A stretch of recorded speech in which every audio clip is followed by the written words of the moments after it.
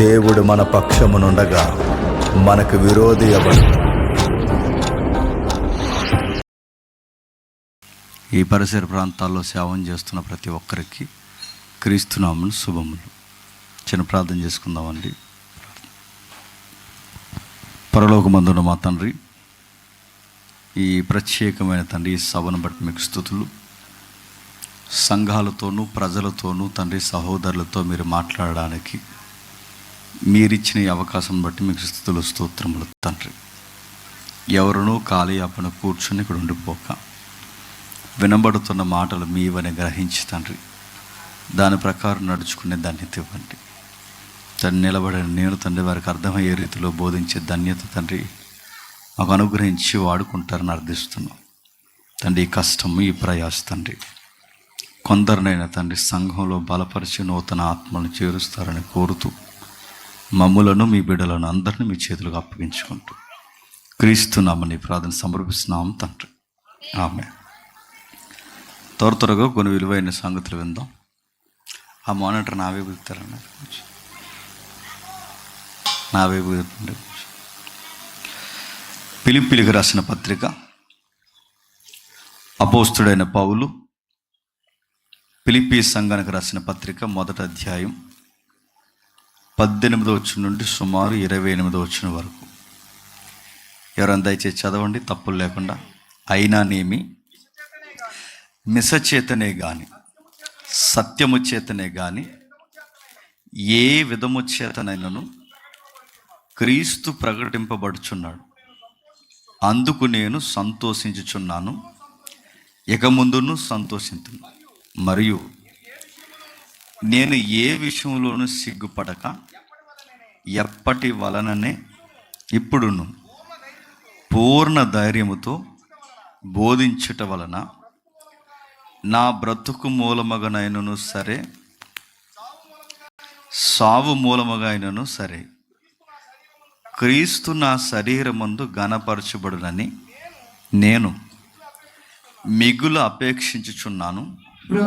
మిగులు అపేక్షించుచున్న ప్రకారము మీ ప్రార్థన వలనను యేసుక్రీస్తు యొక్క ఆత్మ నాకు సమృద్ధిగా కలుగుట వలనను ఆ ప్రకటన నాకు రక్షణార్థముగా పరిణమించునని నేను ఎరుగుదును.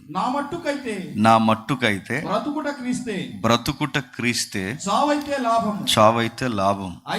అయినను శరీరముతో నేను జీవించుటయే నాకున్న పనికి ఫలసాధనమైన ఎడల నేను ఏమి కోరుకుందునో నాకు తోచలేదు. ఈ రెండిటి మధ్య ఇరకబడి ఉన్నాను. నేను ఎడలిపోయి క్రీస్తుతో కూడా ఉండవాలని నాకు ఆశ ఉన్నది, అది నాకు మరి. అయినను నేను శరీరం ముందు నిలిచి ఉండటం మిమ్మల్ని బట్టి మరీ అవసరమై ఉన్నది. మరియు ఇట్టి నమ్మకము కలిగి నేను మరలా మీతో కలుసుకుని ఉండుట చేత నన్ను గూర్చి క్రీస్తు యేసునందు మీకున్న అతిశయ అధికమగునట్లు మీరు విశ్వాసమందు అభివృద్ధియు ఆనందము పొందే నిమిత్తము నేను జీవించి మీ అందరితో కూడా కలిసి ఉందునని నాకు తెలియదు. నేను వచ్చి మిమ్మల్ని చూసినను రాకపోయినను మీరు ఏ విషయంలో ఎదిరించే వారికి బెదరక అందరూ ఒక్క భావంతో సువార్త విశ్వాస పక్షమున పోరాడుచు ఏక మనసు గల వారే నిలిచి ఉన్నారని నేను మిమ్మల్ని గూర్చి వినులాగున మీరు క్రీస్తు సువార్తకు తగినట్టుగా ప్రవర్తించడి. అట్లు మీరు బెదరకుండినట్టు వారికి నాశనమును మీకు రక్షణ కలుగుట చూసిన ఉన్నది. ఇది దేవుని వలన కలుగునది. ఆగుదాం. అందరి దగ్గర బైబిల్ ఉందా? ఎవరి దగ్గర బైబిల్ లేకపోయినా పక్కవారు బైబిల్ చూస్తూ వాక్యం వినండి. బైబిల్ లేకుండా వాక్యం వినకూడదు. బైబిల్ లేకుండా వాక్యాలు వినడానికి సభలకు రాకూడదు, అది గౌరవం కాదు. ఎందుకంటే ఇటీవల కాలంలో ఈ ఎక్కడ లేని ఆరాధనల పేరు మీద, ఆరాధనకు మేము వ్యతిరేకం కాదు, ఆరాధన చెయ్యండి, ఆరాధన పేరు మీద వాక్యాన్ని అంటే వింటున్న వాక్యాన్ని అర్థం చేసుకోవడానికి చూడడానికి కరువు అయిపోయి బైబిల్ తేవడం మానేస్తారు. మరి ఏం చేస్తున్నారంటే ఈ ఆరాధన పేరు మీద బైబిల్ని ఎక్కడ పడితే అక్కడ పడేసి ఇష్టానుసారంగా ఎగురుతున్నారు. ఇలాంటి ఆరాధనలు మీరు చేయకపోయినా పర్లేదు, దానివల్ల దేవునికి ఒరిగేదేమీ లేదు. వాక్యం ఉండాలి. ఖచ్చితంగా చెబుతున్నవాడి చేతుల్లో దేవుడు ఎందుకు బైబిల్ పెట్టాడు, వింటున్న మీ చేతుల్లో ఎందుకు బైబిల్ పెట్టాడు? మన ఎరువురం కలిసి ఒళ్ళు దగ్గరెట్టుకుని వాక్యంలో ఏముందో కాస్తంత నేర్చుకుంటాము. రెండవది, ఎందుకు వాక్యాన్ని నేర్చుకోవాలంటే మీరు ఏ విలవెలుపు దగ్గరకు పోయినా, ఏ కులదైవం దగ్గరకు పోయినా అక్కడ నేర్చుకునే దేవుడు ఆ దేవుడు గూర్చి. ఈ దేవుడితో వచ్చిన అతిపెద్ద ప్రాబ్లం ఏంటంటే ఈయన గూర్చి నేర్చుకోవాలి కనుక ప్రతి ఆదివారం పోయినప్పుడు చెబుతున్న ఆయన చేతుల్లో బైబిల్ పెట్టాడు, వింటున్న నీ చేతుల్లో ఒక బైబిల్ పెట్టాడు. ఎందుకు బైబిల్ గ్రంథాన్ని పెట్టావు ప్రభు అంటే నేర్చుకోవాలి. ఈయనను గూర్చి నేర్చుకుంటే కానీ ఒక పట్టాన్ని అర్థం కాడు. ఈయన అర్థం కాకపోతే ఏమవుతుంది? ఈయన అర్థం కాకపోతే ఈయనకి ఎలా ప్రార్థన చేయాలో తెలియదు, ఎలా మాట్లాడాలో తెలియదు, ఏం అడగాలో తెలియదు. ఈయనేంటో నీకు అర్థం కాలేనప్పుడు ఈయనతో నువ్వు మాట్లాడే ప్రయత్నం చేయడం వ్యర్థ ప్రయత్నం అవుతుంది. అందుకే వాక్యాన్ని ఖచ్చితంగా మనం తెలుసుకునే ప్రయత్నం చేయాలి. ఇప్పుడు వాక్యాన్ని మనం చదివాం. ఏముంది వాక్యంలో? ప్రతి దానికి ఒక సందర్భం ఉంటుంది. ఏముంటుంది? సందర్భానుసారంగా వాక్యాన్ని చదవాలి. కొన్ని ట్రిబుల్ తగ్గించుతాం, కొన్ని ట్రిబుల్ తగ్గించు, సౌండ్ కూడా తగ్గించు. ఓకే, ప్రతి దాన్ని సందర్భానుసారంగా చదవాలి. సందర్భానుసారంగా వాక్యం చదవకపోతే దేవుడు మనతో మాట్లాడంటే మాట్లాడు. చాలామంది ఇటీవల కాలంలో నేర్చుకున్నది ఏంటంటే, ఇలాంటి డయాస్లు వేసి ఎవరినైనా గెస్ట్ స్పీకర్గా పిలిచినప్పుడు ఈ పబ్లిక్ అంటే ప్రజలకున్న అతి అదో రకమైన మరి మైథాలజీ ఎలా వచ్చింది, మూఢనమ్మకాలు నాకు తెలియదు, కానీ డైరెక్ట్గా డయాస్ దగ్గరకు వచ్చి పాస్టర్ గారిని అడుగుతారు. పాస్టర్ గారితో ప్రార్థన చేయించుకొని పాస్టర్ గారిని అడుగుతారు, దేవుడు మా గురించి ఏమైనా చెప్పాడంటే మీ గురించి మాకు ఏమీ చెప్పడు. మీరు పదే పదే ఏమైనా చెప్పాడంటే ఇంకేదో చెప్పేస్తాం. ఏం చెప్పడు. ఆయన చెప్పేది ఏదన్నా ఉందంటే ప్రాపర్ ఛానల్ ఒకటే ఉంది, వాక్యం. ఆ వాక్యం ద్వారానే చెప్తాడు ఆయన. ఆ వాక్యం ద్వారా ఎలా చెప్తాడు? నీకు ఏదన్నా ఇప్పటికే బాధ కలుగుంటే, నీకు ఏదన్నా సమస్య కలుగుంటే, అది వ్యాపారమా, సంసారమా, వ్యక్తిగత జీవితమా, స్నేహితులా, ఇక ఏ బాధలు, నీకు ఎలాంటి బాధలున్నా నీలాగే బాధలు పడిన వాళ్ళు ఆల్రెడీ బైబిల్లో ఉంటారు. ఆ సందర్భాలు మనం చదువుతున్నప్పుడు ఆ సందర్భాల్లో వారిని వాదార్చిన దేవుడు ఈ కాలంలో నిన్ను కూడా వాదారుస్తాడని ఒక ధైర్యం వస్తుంది. చూసారా? అది మాట్లాడడం అంటే. అంతేగాని దేవుడు మా గురించి ఏమని చెప్పాడంటే ఏం చెప్తాడు? నీకైనా నాకైనా వాక్యంలో నుంచే చెప్తాడు. అలాంటి సందర్భాన్ని మనం చదివినప్పుడు ప్రతి దాన్ని సందర్భాన్ని తీసుకోవాలి. సందర్భానుసారంగా వాక్యం చదవకపోతే ఏమవుద్ది? ఈ వాక్యానికి ఉన్న ఒక స్టేట్మెంట్ ఏంటంటే, మీరు గమనించండి, ఈ వాక్యంలో ఒకటి కలిపినా ఒకటి తీసినా దీన్ని సరిగ్గా అర్థం చేసుకోకపోతే ఇందులో ఉన్న వ్యాధులన్నీ ఏం చేస్తానంటే చెప్పండి, ఎఫెక్ట్ అవుద్ది అన్నాడు. ఖచ్చితంగా ప్రమాదం వద్దంటే ఈ వాక్యంతో చెలగాటలొద్దు. మనకు తెలిస్తే తెలుసు, తెలియకపోతే తెలియదు. దీన్ని ఎలా పడితే అడ్డదిడ్డంగా క్యాలెండర్ల మీద, ఎలా పడితే అలా అడ్డదిడ్డంగా ప్రామిస్ కార్డుల మీద, ఎలా పడితే అలా మీ వెల్కమ్ గేట్ల మీద వేసేసి ఇది మా కోసం అన్నట్టు మీ క్లెయిమ్ చేసుకోవడం మొదలు పెడితే దేవుడు సరే అది వాక్యానుసారంగా రిఫరెన్స్ ఉంటే సరే, కానీ దాన్ని అడ్డగోలు భావాలు తీసి కనుక దాన్ని ఉపయోగించుకోవడం స్టార్ట్ చేస్తే ఇదే వాక్యం మనకు ప్రమాదమై కూర్చుంటుంది. అందుకే వాక్యాన్ని చదువుతున్నప్పుడు చరిత్ర, సందర్భము, వ్యక్తుల యొక్క పరిస్థితులు, ఆ సందర్భంలో దేవుడు ఏం మాట్లాడుతున్నాడు అవి చదువుతున్నప్పుడు ఇప్పుడు దేవుడు మనకి ఈ సందర్భంలో నుంచి ఏమి సెలవిస్తున్నాడు అన్నవి ఇవన్నీ పరిగణలోకి తీసుకుంటేనే దేవుడు వాక్యం నుంచి మనతో మాట్లాడతాడు. అలా మాట్లాడాలంటే దేవుడు ఖచ్చితంగా వాక్యానుసారంగా నడవాలన్న ఆ శక్తి మనకు ఉండాలి. రెండవది, ఈ సొసైటీలో అప్పుడప్పుడు మనకు కొన్ని ఎగ్జాంపుల్స్ మనకు కనబడతాయి. ఎవడైనా చీకట్లో నడుస్తున్నాడు అనుకోండి, ఆ చీకట్లో నడుస్తున్న వాడికి ఎదరు గొయ్యందో, నుయ్యందో, పాముందో, ప్రమాదం ఉందో తెలియాలి అంటే ఆ చీకట్లో నడుస్తున్న వాడి చేతిలో ఒక టార్చ్ లైట్ ఉండాలి. ఆ టార్చ్ ఎప్పుడైతే ఉంటుందో వాడు ఎదర గొయ్యుందో, నుయ్యుందో, పాముందో వాడికి అర్థమవుద్ది. ఈ లాజిక్ ఎగ్జాంపుల్ మీకు అర్థమైతే ఈ చీకటి ప్రపంచంలో బ్రతుకుతున్న మనం, మనుషుల మోసం, వ్యవస్థల మోసం, ఉద్యోగాల మోసం, ఈ చీకటి ప్రపంచంలో బ్రతుకుతున్న మనం రేపు నెక్స్ట్ ఏం జరగబోతుందో నా అడుగులు, నా మాటలు, నా మడుగులు ఎలా ఉండాలో తెలియాలంటే నా చేతిలో ఉండే ఒకే ఒక్క లైట్ ఏంటో తెలుసా? వాక్యము. అందుకే దావీదు గారు ఏమంటారంటే, గుర్తుపెట్టుకోండి, దావీదు గారు ఏమంటారంటే నీ వాక్యము నా పాదాలకి దీపం. అంటే నేను ఎలా నడవాలో, ఎలా మాట్లాడాలో, నా సంసారం ఏంటో, నా సేవ ఏంటో ఒక్కటేంటి, నా ఎంటైర్ లైఫ్ ఒకే ఒక్క గైడ్ లైన్స్ బుక్ వాక్యం.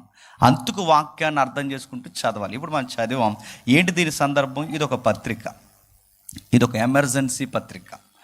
అతి ప్రమాదంలో ఉన్న వారికి, బెదిరిపోతున్న వారికి, బెదిరించేవారు ఎక్కువైపోయినప్పుడు ఆ బెదిరిపోతున్న వారిని చూసి, సంగమా, చిన్న మంద, నువ్వు భయపడవద్దని చెప్పడానికి ఒక సీనియర్ సిటిజన్ రాసిన ఒక పర్సనల్ లెటర్ లాంటి ఒక లెటర్ని, వ్యక్తిగత ఉత్తరాన్ని బహిరంగ ఉత్తరంగా సంఘానికి రాసిన ఒక పత్రిక. అంటే ఇది అత్యవసరమైన పత్రిక.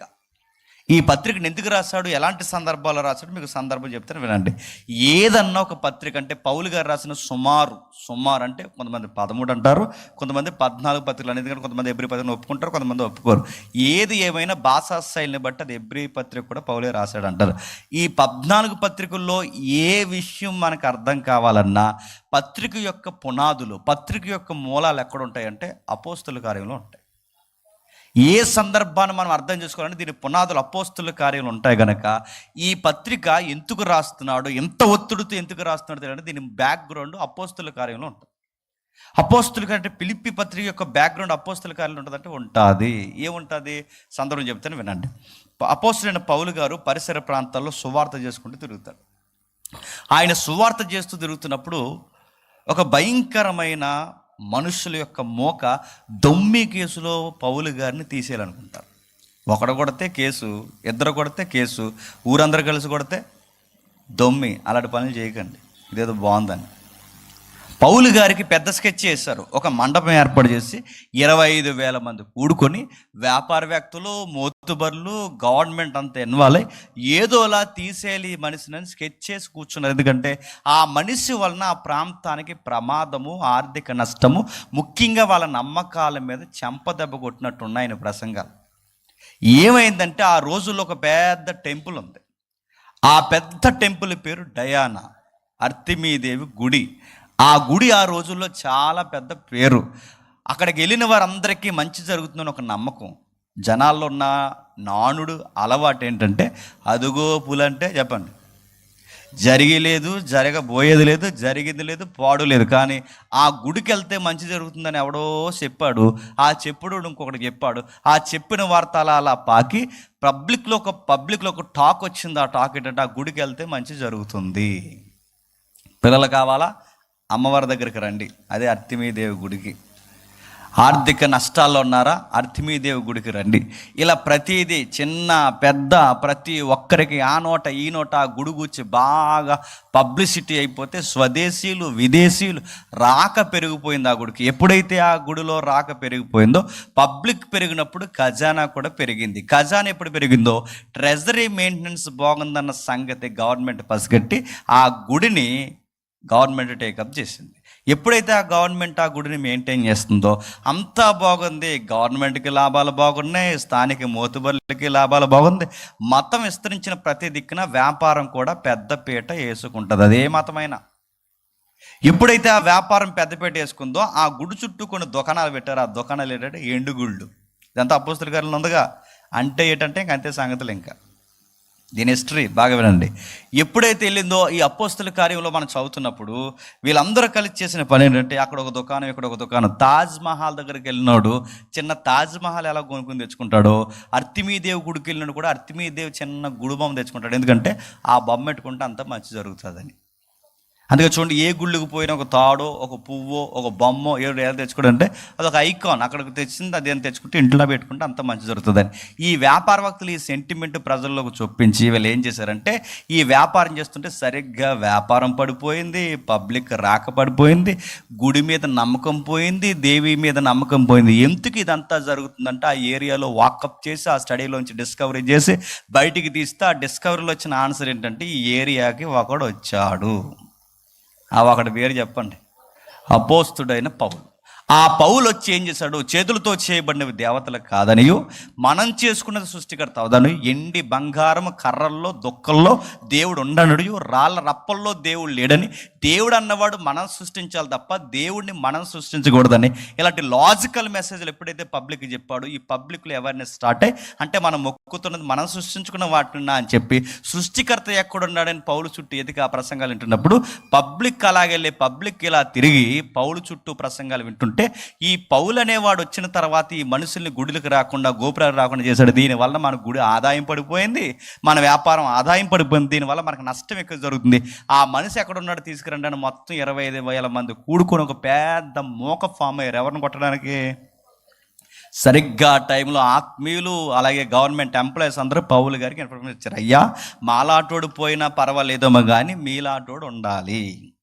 అందుకే నీ ఆత్మీయులుగా మేము కోరుకున్నది ఏంటంటే దయచేసి లాండ్ ఆర్డర్ ప్రాబ్లం తగ్గేంత వరకు మా గోడు విని దయచేసి ఇక్కడి నుంచి రాత్రికి రాత్రి వెళ్ళిపోండి అయ్యా, మిమ్మల్ని గోజాడుతున్నాం, మిమ్మల్ని మేము బతుకులు ఆడుకుంటున్నామని ఆత్మీయులు కూడా బతుకున్నారు. ఆత్మీయులతో పాటు గవర్నమెంట్ ఎంప్లాయీలు అధికారులు ఈయనకి ఫ్రెండ్స్ ఉన్నారు. ఎవరికి? పౌలు గారికి. మరి ఆ టైంలో ఇలాంటి ఫీల్డ్లో తిరిగేవాడుగా ఆయన కూడా ఏం చేస్తున్నా వాళ్ళ ఫ్రెండ్స్ కూడా ఏమైనా, బాబు నీకు చెప్తున్నా, మై ఫ్రెండ్ నీకు ఏం చెప్తున్నా అంటే ప్రాబ్లం చాలా ఎక్కువ ఉంది, కొంతకాలం ఇక్కడి నుంచి వెళ్ళిపోతే ప్రాబ్లం కొంచెం అణిగిపోద్ది, అందుకే మేము ఏం చెప్తున్నా అంటే దయచేసి వెళ్ళిపోంటే అటు గవర్నమెంట్ అధికారులు ఆత్మీయులు కలిసి పౌలు గారిని పంపించేస్తే అక్కడి నుంచి బయలుదేరి వెళ్ళిపోతున్నప్పుడు పరిశుద్ధాత్ముడు అట్టిపోతున్న వ్యక్తిని ఒక వేపుగా ప్రయాణంగా నడిపించాడు. బలవంతపు ప్రయాణం అది. ఆ బలవంతపు ప్రయాణం అటువైపుగా ఎందుకు నడుస్తుందంటే ఒక ఆవిడ నది దగ్గర కూర్చుని ప్రార్థన చేస్తుందట. మర్చిపోకండి, ఫిలిప్పీ పత్రిక బ్యాక్గ్రౌండ్ ఏడో చూస్తున్నాం. ఇదంతా అర్థం కాబట్టి దీని వెనకాల చరిత్ర ఖచ్చితంగా తెలియాల్సిందే. అటుగా పోతున్న ఆయన్ని ఒక బలవంతంగా అంటే పరిశుద్ధాత్ముడు బలవంత ప్రయాణం తీసుకొచ్చాడు. ఎందుకంటే ఆ మాసిదోనియా ఏరియాలు అంటే మాసిదోనియా అంటే యుగేస్లేవియా, అక్కడ ప్రార్థన చేస్తుంటే ఒక ఆవిడ, ఆ రోజులో ఆవిడ పెద్ద వ్యాపారవేత్త, పెద్ద వ్యాపారం చేస్తుంది. ఆవిడ పేరు లూదియా. ఆవిడ వ్యాపారం చేస్తుందంట. ఎంత వ్యాపారం, ఎంత లాభాలు, ఎంత బిజీగా ఉన్నా సాయంత్రం అయ్యేసరికి సరిగ్గా ఎక్కడికి వస్తుందట, ఆ నది దగ్గరకు వచ్చి ప్రార్థనలో కూర్చుంటుంది. మనం ఎలాంటి వాళ్ళం అంటే మన జీవితాలకు ప్రార్థన ఉంటే పని ఉండదు, పని ఉంటే అదే వద్దన్నాడు దేవుడు. పని చేయాలి, చెప్పండి, ప్రార్థన చేయాలి. ఎందుకు ఇవన్నీ ఎగ్గొట్టావంటే ప్రార్థన పోయాను అంటారు. కానీ ఆవిడ అలా కాదు, గుర్తుపెట్టుకోండి. ఆవిడ ఎంత బిజినెస్ చేసినా ఎంత బిజీగా ఉన్నా సాయంత్రం అయ్యేసరికి ప్రార్థన చేస్తాడు. ఎందుకు ఆ ప్రార్థన అంటే తన కుటుంబం కొరకు భారం ఉందట. నా కుటుంబానికి రక్షణ కావాలి, నా కుటుంబానికి రక్షణ కావాలని అంత పెద్ద వ్యాపారవేత్త కోరుకుంటే దేవుడు ఎంత అడిగితే అంత చేస్తాడు కదండి. దేవుడు ఏమన్నాడంటే నీ కుటుంబానికి రక్షణ కాదు, ఎంటైర్ మాసిదోనియాకే రక్షణ ఇస్తానన్నట్టుగా, అంటే నీ ప్రాంతానికే రక్షణ ఇస్తానన్నట్టుగా అపోస్తుడైన పౌలు నా ఏరియాకి పంపితే సరిగ్గా ప్రార్థనకు వెళ్తున్న టైంలో, బాగానండి, సరిగ్గా ప్రార్థనకు వెళ్తున్న టైంలో మార్గం మధ్యలో కేసు తగిలింది. ఆ కేసు ఏంటంటే ఒక టీనేజ్ అమ్మాయికి దయ్యం పట్టింది. ఆ దయ్యం పట్టిన ఆ టీనేజ్ అమ్మాయి పేరు పుథేను అనే చిన్నది. ఆ అమ్మాయికి ఎప్పుడైతే దయ్యం పట్టిందో, దయ్యం పట్టినప్పుడు సరిగ్గా అమ్మాయికి మానసిక రుగ్మత, దయ్యం యొక్క ప్రభావం రెండు కలగలిపి అమ్మాయిని ఇష్టానుసారంగా ఆడిస్తుంటే ఆ అమ్మాయి పిచ్చి పిచ్చి మాటలు మాట్లాడుతుంది. పిచ్చి పిచ్చి మాటలని ఈ అమ్మాయి యజమానులు ఏం చేశారంటే ఇది భవిష్యత్తు అన్నారు. ఏంటంట, ఈ అమ్మాయి చెప్తున్నదంతా భవిష్యత్తు చెప్తుంది, రండి మీకు జ్యోతిష్యం చెప్పమని ఒక బోర్డు పెట్టి ఆ అమ్మాయి మాట్లాడుతున్న పిచ్చి పిచ్చి మాటలకు జ్యోతిష్యం అని చెప్పి ప్రజలకి భవిష్యత్తు చెప్తున్నట్టు బిల్డప్ ఇచ్చారు. ఈ యొక్క అలవాటు ఎక్కడి నుంచి వచ్చిందంటే బబులోను సామ్రాజ్యం దగ్గర నుంచి అలవాట్లు ఉన్నాయి. ఈ అలవాట్లు దయ్యాలను సంప్రదించడం, దయ్యాల పట్టణాలతో మాట్లాడడం, దయ్యం ద్వారా భవిష్యత్తు తెలుసుకోవడం, ఈ ప్రాక్టీస్ దానియేలు కాలం చూసారా. ఆ టైం నుంచి కూడా బబులోను ప్రజలకి అలవాట్లు ఎక్కువ. అంటే ప్రజలకుండే ఒక భయంకరమైన అలవాటు ఏంటంటే ఆత్మల ద్వారా రేపు ఏం జరగబోతుందో తెలుసుకోవాలనే కుతూహలం ఈ రోజుకి ఉంది. అందుకే ముగ్గేసి పండెట్టి అవన్నీ పెట్టి రావే ఏం చేస్తున్నామని మా అమ్మమ్మని వెళ్తారు. మా అమ్మమ్మ ఎక్కడ ఉంది? మీ మండపేటలో ఉన్న బాగా అలవాటు చెప్పిన పసరే వేస్తారు. పసర, ఆ పసర వేసి చేతిలో ఇదేం ల్యాప్టాప్ అని అంటున్నారు. కనబడడానికి కనబడుతుందా? ఏం కానీ నా బొంద కనబడుతుంది. ఏం కనబడుతుందండి? కనబడుతుందా? ఏం కనబడుతుంది అంటే నువ్వు వినేవాడివి సోదిగాడివి అయితే నీకు సోది చెప్పడానికి సోదిగాలు 70 మంది ఉంటారు. ఇలాంటి అంటే అదిగో చనిపోయినావని పిలుస్తున్నాం, ఆత్మను పిలుస్తున్నాం, భవిష్యత్తు చెప్తాను అడుగుతున్నాను. ఆత్మ వస్తుందా, భవిష్యత్తు చెప్తుందా, ఇదంతా జరిగే కార్యక్రమం. వినేవాడు ఉంటేనట ఎవరో పురాణం చెప్పారట, ఎవరో అది అలాగే ఆడింటున్నాడు. జ్ఞానం లేనివాడు ప్రతి మాట నమ్మనన్నట్టు ఆ రోజుల్లో పబ్లిక్లో క్రీస్తుని కూర్చిన జ్ఞానం కరువైపోయింది కనుక ఈ క్రీస్తుని నమ్మని వారు అందరూ ఆ పిల్ల ఏదో చెప్తుందని అక్కడ పోయారు. ఆ పిల్ల ఏం చెప్తుంది, గాలి మాటలు మాట్లాడుతుంటే దానికి వివరణ ఇచ్చుకుంటూ కూర్చున్నారు. ఎవరు? ఈ పెద్ద మనుషులు. ఏంటనుకుంటున్నారు, మీకు ఎలా జరుగుద్ది అలా జరుగుద్ది అని చెప్తే సరిగ్గా ఈ కేసుని ఎవరు చూశారంటే చెప్పండి, పౌలు గారు చూస్తారు. ఒకప్పుడు మీకు గుర్తుందా లేదా, సాంభవి అనే ఒక అమ్మాయి ఉండేది. చాలా క్రితం 2011, 12 ఆ టైంలో సాంభవి అని ఒక అమ్మాయి ఉండేది. ఆ అమ్మాయికి ఏమీ తెలియదు, చాలా చిన్నపిల్ల. ఆ చిన్నపిల్లతో భవిష్యత్తు చెప్పించేసేవారు. గుర్తుందా? ఇలా చిన్న పిలక వేసుకుని టైట్ పిట్టిగా ఒక పిలక వేసుకుని దాన్ని ఏదో అంటారు, ఆ పిలక ఏంటమ్మా పోనీ స్టైల్, అది ఇలా చిన్న పిలక వేసుకుని ఇలాగ వేసుకుని ఆ టీవీ నైన్లో అక్కడ కూర్చుని ఇలాగ బుజ్జి బొగ్గలు వేసుకుని ఎంత ఉండేదని పుట్టది. అది చెప్పేసి భవిష్యత్తు ఏం చెప్పేదంటే ప్రపంచం అంతమైపోతుంది దేవుడు నా ద్వారా చెప్తున్నాడు, ప్రపంచం అంతమైపోతుంది దేవుడు నా ద్వారా చెప్తున్నాడు. అంటే ప్రపంచం అంతమైపోతులే, ప్రపంచం అంతమైపోయే టైంలో దేవుడు ఏం చేస్తాడంటే నాన్ వెజ్ తినే వాళ్ళని అందరినీ చంపేస్తాడంటే వచ్చి ఎవరిని చంపేస్తాడట? నాన్ వెజ్ తినే వాళ్ళు చంపేస్తాడు. మరి చంపేసి మరి ఎవరిని బతికిస్తాడంటే పప్పు చెప్పండి తోటకూరలు ఎవరైతే తింటున్నారో వాళ్ళని బతికేది. ఇవి సీరియస్ న్యూస్లు అండి ఆ రోజుల్లో. ఇలాంటి పెద్ద వార్తలు చెప్పే అమ్మాయి ఏం చెప్పేదంటే మా ఫ్రెండ్ ఎక్కడ ఉన్నాడు, మా ఫ్రెండ్ దేశానికి దేవుడు స్వేచ్ఛ ఇవ్వబోతున్నాడు. మా ఫ్రెండ్ దేశం ఏ దేశం అంటే టిబెట్ అన్నాడు. ఆవిడ ఫ్రెండ్ ఎవరట? టిబెట్లో ఎవరుంటారు? దలైలమ్మ. ఆ దలైలమ్మని గత జీవితంలో మేము ఫ్రెండ్స్, ఇప్పుడు మళ్ళీ ఇలా పుట్టాము, మళ్ళీ నేను వచ్చాను, స్వేచ్ఛ రాబోతుంది, టిబెట్కి స్వతంత్రం వస్తుంది, మాంసం తిన్న వాళ్ళందరినీ ఎంతమంది ఎన్ని ఇంటర్వ్యూలు అడిగినా మాంసం తిన్న వాళ్ళని చంపేస్తాడు, పప్పు తిన్న వాళ్ళని బతికిస్తాడు, టిబెట్కి స్వతంత్రం ఇస్తాడు, మా ఫ్రెండ్ని మేము కలుసుకుంటాం. ఇదే వార్త చెప్తే మీరు నమ్ముతారో లేదో, దలైలమ్మ విజయవాడకి హైదరాబాద్కి అమ్మాయిని కలవడానికి వచ్చినట్టు మీరు నమ్మగలరా?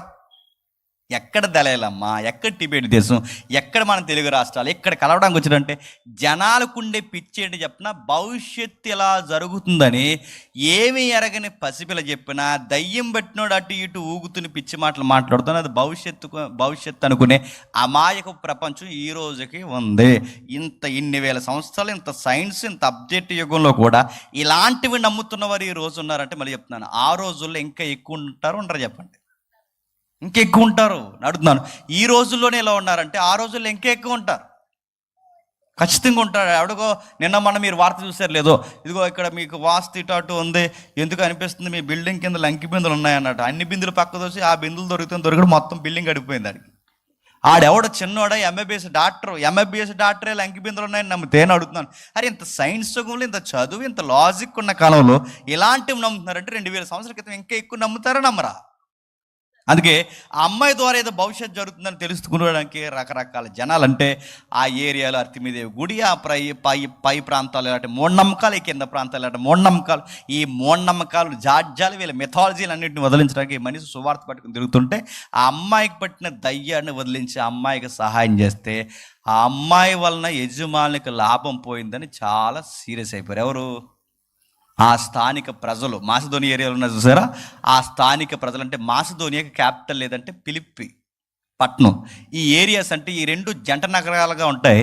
ఆ ఏరియాలో ఎప్పుడైతే ఈ పౌలు గారు సువార్త చెప్పి ఆ అమ్మాయికి పట్టిన దయ్యాన్ని వదిలించాడో, ఎప్పుడైతే వదిలిస్తే అమ్మాయి వల్ల లాభాలు పోతుందని చాలా సీరియస్ అయిపోయే వాళ్ళు ఏం చేశారంటే పౌలు గారిని ఎట్లా అయినా సరే ఆయన యొక్క అంతం చూడాలని చెప్పి అర్జెంటుగా అరెస్ట్ చేసి ఆయన కాళ్ళకు బండేసి బిగించి తీసుకెళ్ళి లోపల పడేస్తే ఆ లోపల పడేసినోడు కుదురుంటాడా? ఆరాధన స్టార్ట్ చేశాడు. ఆ చేసిన ఆరాధనకి శరసాల పునాదులు కదిలిపోయాయి, శరసాలు తెరిసిపోయాయి, సైనికులు బెదిరిపోయారు. ఆ పాటలిని ఎవరు మారిపోయారంట? అది ఎక్కడి వరకు మనకు తెలుసు. ఒక పక్క ఖైదీలు మారిపోయారు, జైలు అధికారులు మారిపోయారు, ఎంత మారిపోయారు. కేవలం ఆయన ఆరాధన చేయలేదట. ఆ ఉన్న రోజులను ఏం చేశాడంటే ఇప్పుడు సరిగ్గా ఈయన అరెస్ట్ చేశారన్న సంగతి సంఘానికి విడబడింది. ఏ సంఘం?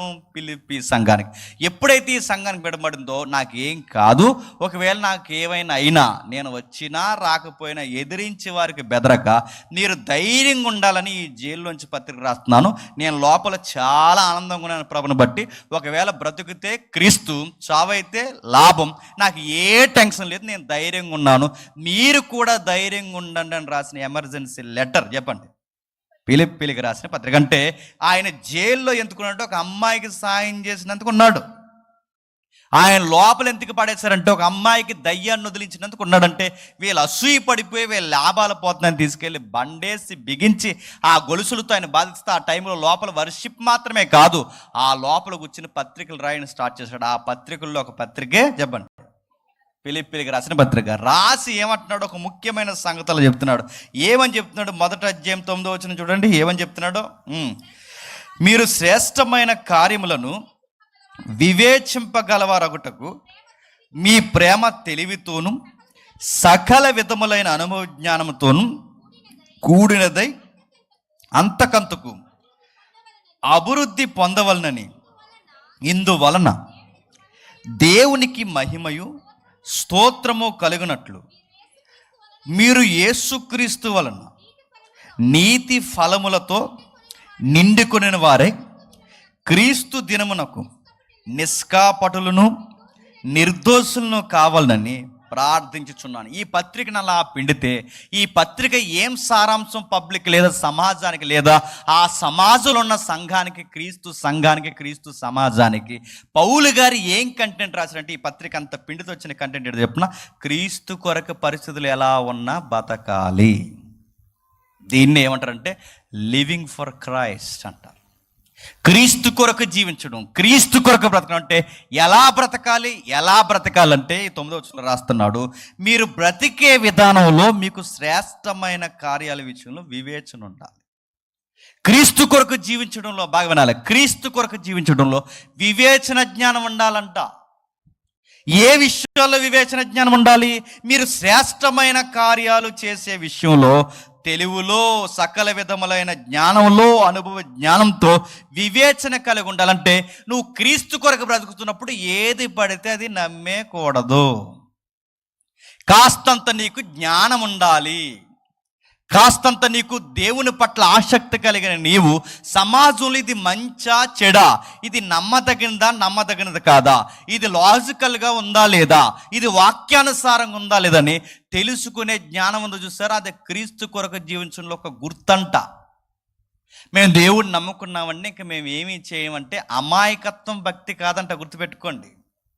భక్తి అంటే తెలుసా, లాజిక్ ఉండాలి. భక్తి అంటే తెలుసా, ఒక విషయాన్ని అంచనా వేయడం తెలియాలి. ఈ రోజుల్లో భక్తి ఎలా ఉందో తెలుసా, రేపు నేను ఊరు వెళ్ళాలనుకున్నాను అనుకోండి, నేను రేపు ఎంత మూఢనమ్మకాలు ఎక్కువైపోయాయండి క్రైస్తవంలో కూడా. రేపు నేను ఊరు వెళ్ళాలనుకుంటే ఇప్పుడు దేవుడు చెప్పాలి నాకు ఏమని, దేవా నేను ఊరు వెళ్తున్నాను, వెళ్ళనా వద్దని నేను బైబిల్ని ఇలా కొట్టి ఇలా తెరిస్తే ఆ వాక్యం నాకు ఒకటి తగలాలి, అంతటా అతడు లేచి బయలుదేరినని అంటే అప్పుడు వెళ్తాను, లేకపోతే వెళ్ళను. నేను నడుతాను అంత అంటే ఆ వాక్యం చదవడ అంతటా అతడు లేచి బయలుదేరి, ఎక్కడ బయలుదేరి, ఊరేసుకోవడానికి బయలుదేరి, కింద చదవవు నువ్వు, ఆ కింద చదువు నడుతున్నాను, ఇలాంటి నడుతున్నాను. ఒక కార్యం చేస్తున్నప్పుడు నీ వివేచన ఉండాలని బైబిల్ చెప్తుందంటే, క్రీస్తు కొరకు జీవించడం అంటే చర్చికి రావడం, క్రీస్తు కొరకు జీవించడం అంటే వాక్యాలు వినడం, క్రీస్తు కొరకు జీవించడం అంటే ఇక్కడ కూర్చుని 4 పాటలు పాడడం, క్రీస్తు కొరకు జీవించడం అంటే కేవలం ఒక రోజుకు ఒక అధ్యాయం చదువుకోవడం, క్రీస్తు కొరకు జీవించడం అంటే సువార్తలు చేసుకుంటూ తిరగడం, ఇవన్నీ వద్దంటలేదు. ఇది మాత్రమే కాదు, నువ్వు ఎక్కడ బతికినా నీకు జ్ఞానం ఉండాలి. ఈ రోజుల్లో ఎక్కువైపోయిందో లేదో, దేవుడి పేరు చెప్పుకుని ఎన్ని మూఢనమ్మకాలు ఉన్నాయండి. నవ్వుతున్నారు సోషల్ మీడియాలో.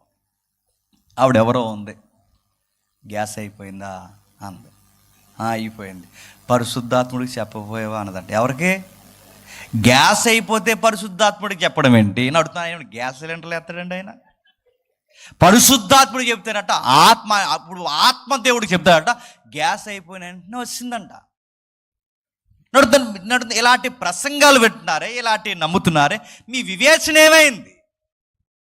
అరే అంతంత మాత్రం చదవని ఒక మనుషులు బైబిల్ పట్టుకుని ఇలాంటి వేదికల మీద నిలబడి వాళ్ళ నోటికి వచ్చిన అనుభవ జ్ఞానం అని ఒక పేరు పెట్టి మేము ఆత్మని ఇలా అనుభవిస్తున్నామని గ్యాస్కి, పప్పుకి, ఉప్పుకి పరిశుద్ధాత్మని ముడెడుతున్నారంటే ఇంటున్న నీకు వివేచన ఉందా? క్రీస్తు కొరకు బ్రతకడం అంటే ఏంటి? అమాయకంగా అన్నీ నమ్మడం కాదు. క్రీస్తు కొరకు బ్రతకడం అంటే ఏది తప్పో ఏది ఒప్పో కాస్త అంచనా వేసే జ్ఞానం నీకు, వాక్యం వింటున్న నీకు రోజు రోజుకి జ్ఞానం అభివృద్ధి చెందాలి. మరొక ఆవిడేమందో తెలుసా, ఇలా అంటే నాకు ఇష్టమే, నాకేమి ఇష్టం కాదంటలేదు, కాకపోతే ఇలా చెప్పడం మాత్రం ఇష్టం లేదు, కాకపోతే అలాగే ఇది తప్పు అని చెప్పకపోతే ఇంకా తెలియదు కదండి, అందుకే చెప్తున్నా. మరొక ఆవిడేమంటుందంటే, అలా ఆయనకి పప్పు వండిందంట, పప్పు నచ్చలేదన్న సంగతి ఆడు నోరు మూసింది ఏంటంటే, ఎందుకంటే ఇంక ఎప్పుడు ఇలాగే వండుతుందని. కుదురుగా ఉండాలిగా, దగ్గరికి వెళ్ళి అడిగిందంట, ఎలా ఉందండి పప్పు అన్నదండి. నీ మొహంలో ఏడిసిందే, పప్పు ఎప్పుడు ఇలా తగలెట్టో కూరలని అన్న. అనగానే సరే అండి నెక్స్ట్ బాగా వండుతాను అనాలిగా, అలా అనలేదట, పక్కొచ్చి చెప్పాలి కదా అందంట. ఎవరిని? పరలోకంలోనే యేసుప్రభుకి ఏమని చెప్పాలి కదా. అంటే ఇప్పుడు ఈవిడ పప్పులో ఉప్పు తక్కువైందండి, పరలోకంలో ముల్లోకాల పరిపాలిస్తున్న దేవుడు అర్జెంట్కి కిచెన్ రూమ్లోకి వచ్చి ఇప్పుడు ఆ పప్పులో ఉప్పు ఎవరు కలపారంట? తన్నేవాళ్ళు లేడండి, ఇలాంటి సాక్ష్యాలు చెప్పేవాళ్ళు. అడిగేవాళ్ళు ఏంటి అడుగుతుంది, ఇలాంటి వాళ్ళని ఆడించేయాలండి సోషల్ మీడియాలో బయట ఎట్టకారం చేసి పడాలి. మళ్ళీ ఇలాంటి ఎగ్జాంపుల్ చెప్తే ఈరోజు చూస్తారా, ఒక ఆవిడ కదుకో ఎవరికి ఇంటర్నెట్ అయిపోయిందట, ఇప్పుడు ఎవరు చెప్తారట? ఇంత దారుణం అడుగుతున్నాను. ఉప్పు అయిపోయిందని ఒక ఆవిడేమో యేసుప్రభుని పిలుస్తుంది, గ్యాస్ అయిపోయిందని ఒక ఆవిడేమో పరిశుద్ధాత్మని పిలుస్తుంది. నేను అడుగుతున్నాను, ఆవిడెవరో ఉంది కొత్తగానంట కాపురానికి వెళ్ళిందట. ఆ కాపురానికి వెళ్ళిన వెంటనే ఏం చేయాలి అర్థం కావట్లేదట. ఏమైంది బిడ్డ అని అడిగితే ఆ ఇల్లంతా ఎలకలు ఉన్నాయంట.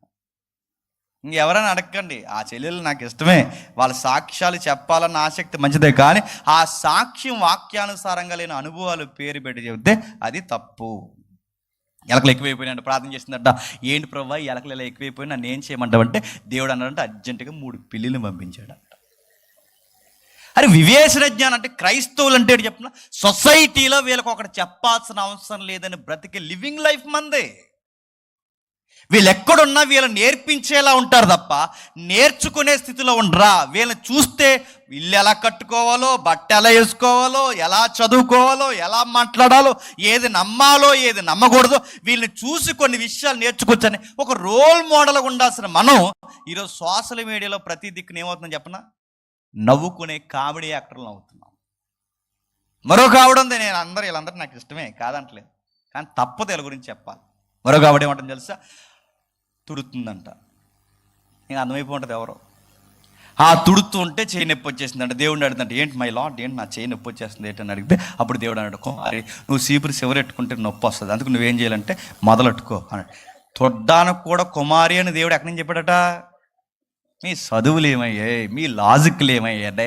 దేవుడు ఉన్నతమైన ఒక ప్లాట్ఫామ్ ఇస్తే ప్రజలకి చెప్పేవి ఇలాంటి కళ్ళబల్లు కబుర్లా అని అడుగుతున్నారు. మీ వివేచన ఏమైంది? పోనీ అలా చెబుతున్న వాళ్ళ కథలన్నీ చెబుతున్నారు, వినే మీకు వివేచన జ్ఞానం ఏమైంది?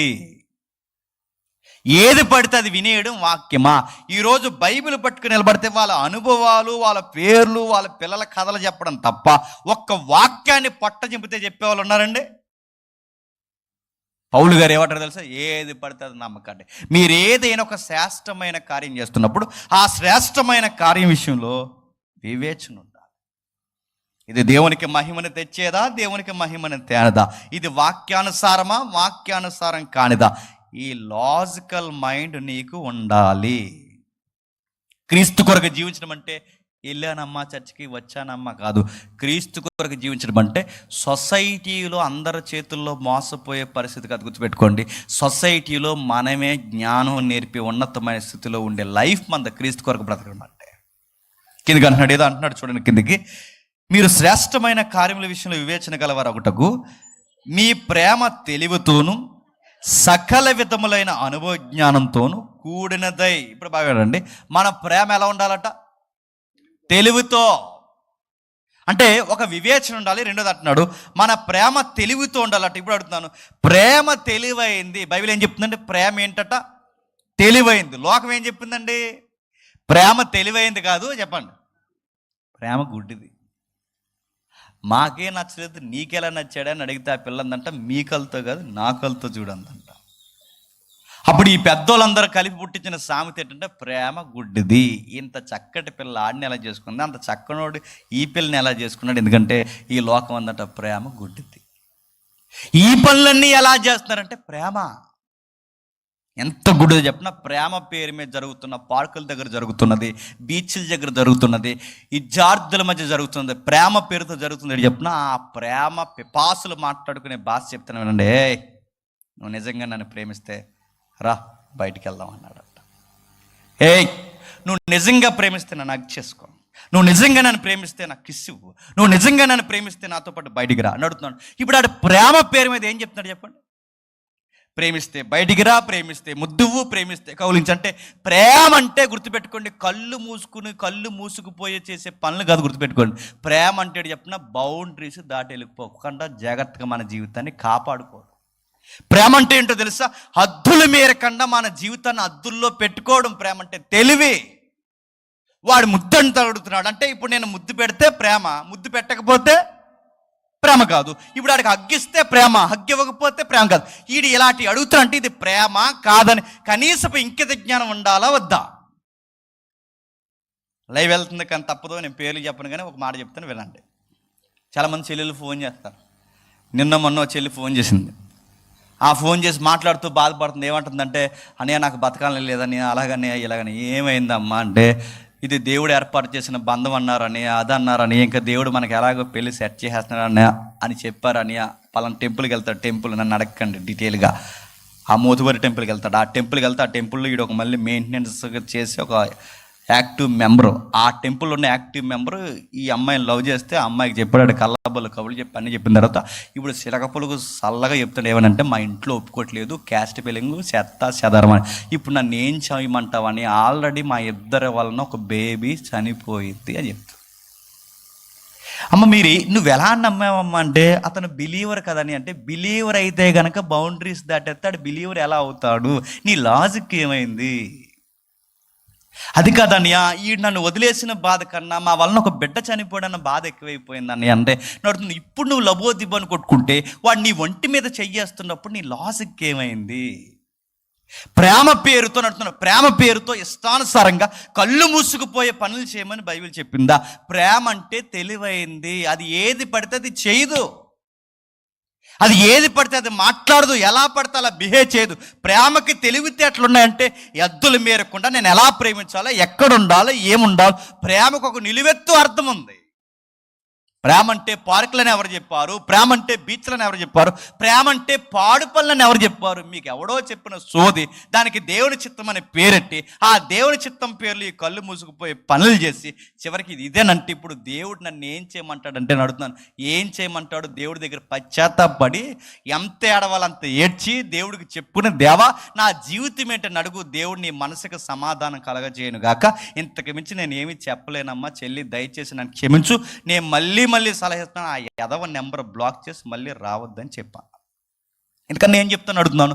ఇంత వాక్యం డీటెయిల్గా ఉన్నప్పుడు, ఇంత వాక్యం మనకి ఏ పరిధిలో ఉండాలి చెప్పినప్పుడు, ఇన్ని చదివి ఇంత విని ఇన్ని ఆదివారాల వాక్యమని ఇలాంటి వాటిలో కూరుకుపోతే నేను అడుగుతున్నాను, నీ వివేచన ఏమైంది? నీ జ్ఞానం ఏమైంది? ప్రేమ అంటే ఇదని ఎవడు చెప్పాడు? మళ్ళీ ప్రశ్న అడుగుతున్నాను.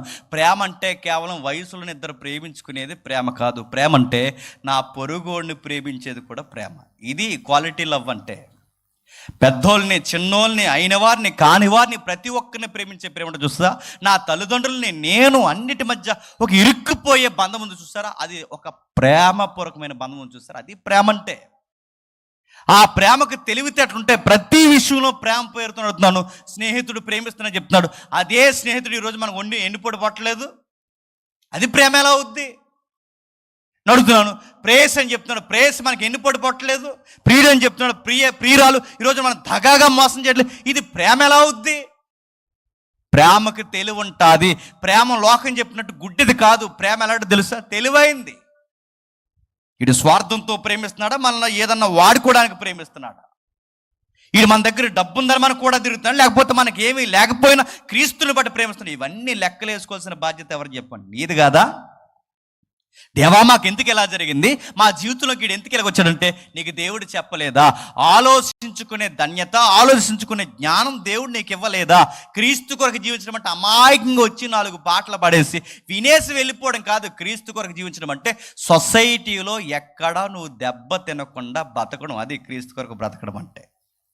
ఎక్కడ ఏ విషయంలో గుర్తుపెట్టుకో, ఏ విషయంలో నేను వ్యాపారంలో మాసిపోయిన ఎదవలతో చేతులు కలిపని లబోదిబాన్ రోడ్డు మీద కూర్చొని ఇంక నేను చచ్చిపోతాను అనకుండా ఉండి నీ డబ్బు విషయంలో నువ్వు జాగ్రత్త కలిగి ఉండి జీవించడం క్రీస్తు కొరకు బ్రతకడం అంటే.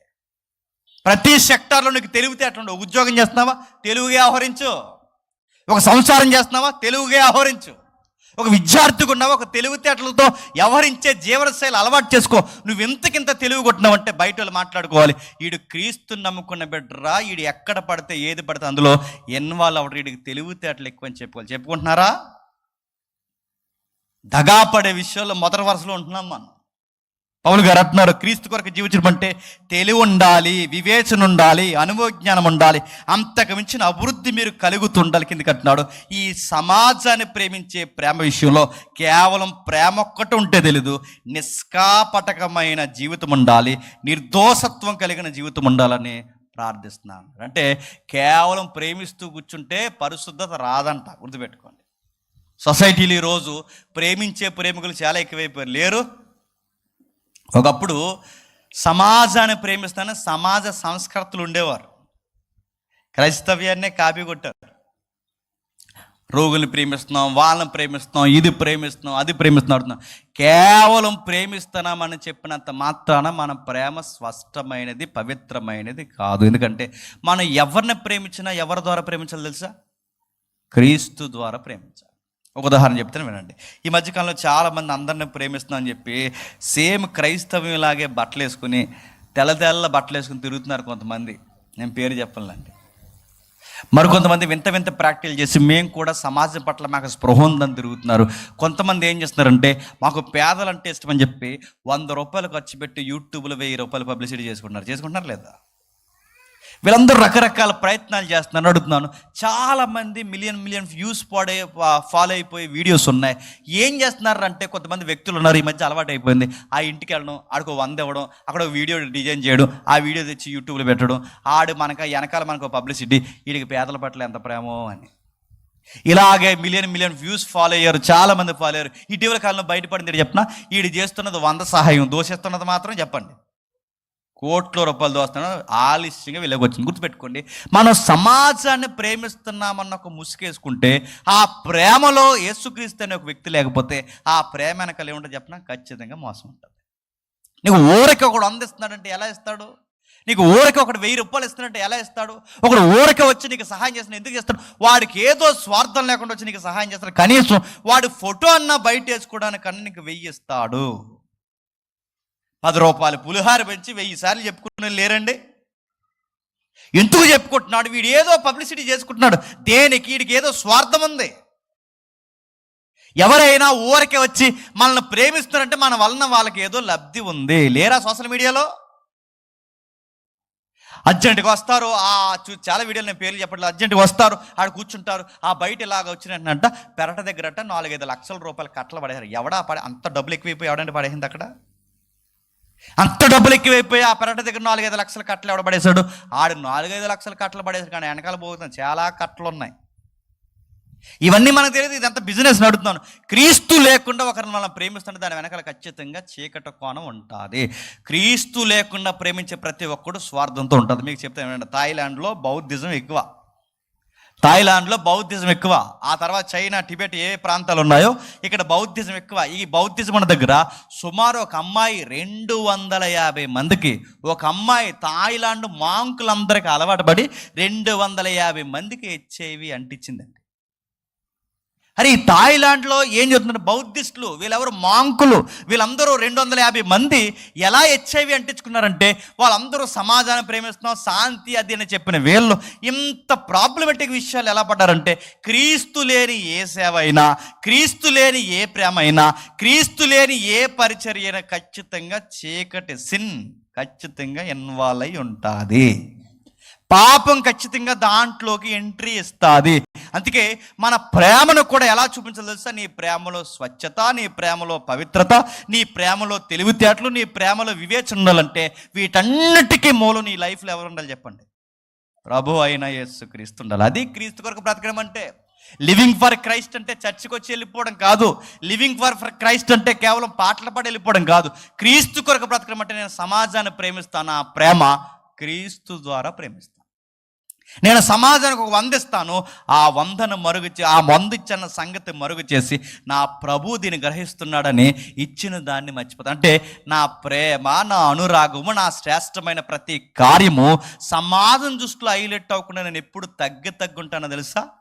నేను క్రీస్తు ద్వారా ప్రేమించినప్పుడు. క్రీస్తు కొరకు జీవించడం అంటే తొలి అడుగు పౌలు గారు నీకు నాకు ఏమి నేర్పిస్తున్నాడు అంటే, ఇదిగో కాస్త తెలివితేటలతో బతకండి, కాస్త జ్ఞానం ఉపయోగించి బతకండి. బతుకుతున్నారా? ఇలాంటి సభలకు వస్తున్నారు, సభలో నిలబడతారు, ఆయన వాక్యం చెప్పడం మానేశారు కొంతమంది. ఈ మధ్య ఆ వాక్యం చెప్పడం మానేసి పేర్లు పిలుస్తున్నారు. రా కుమారి, నిన్నే ఎర్ర సున్ని వేసుకున్నారా, ఇలా రా అన్నారు.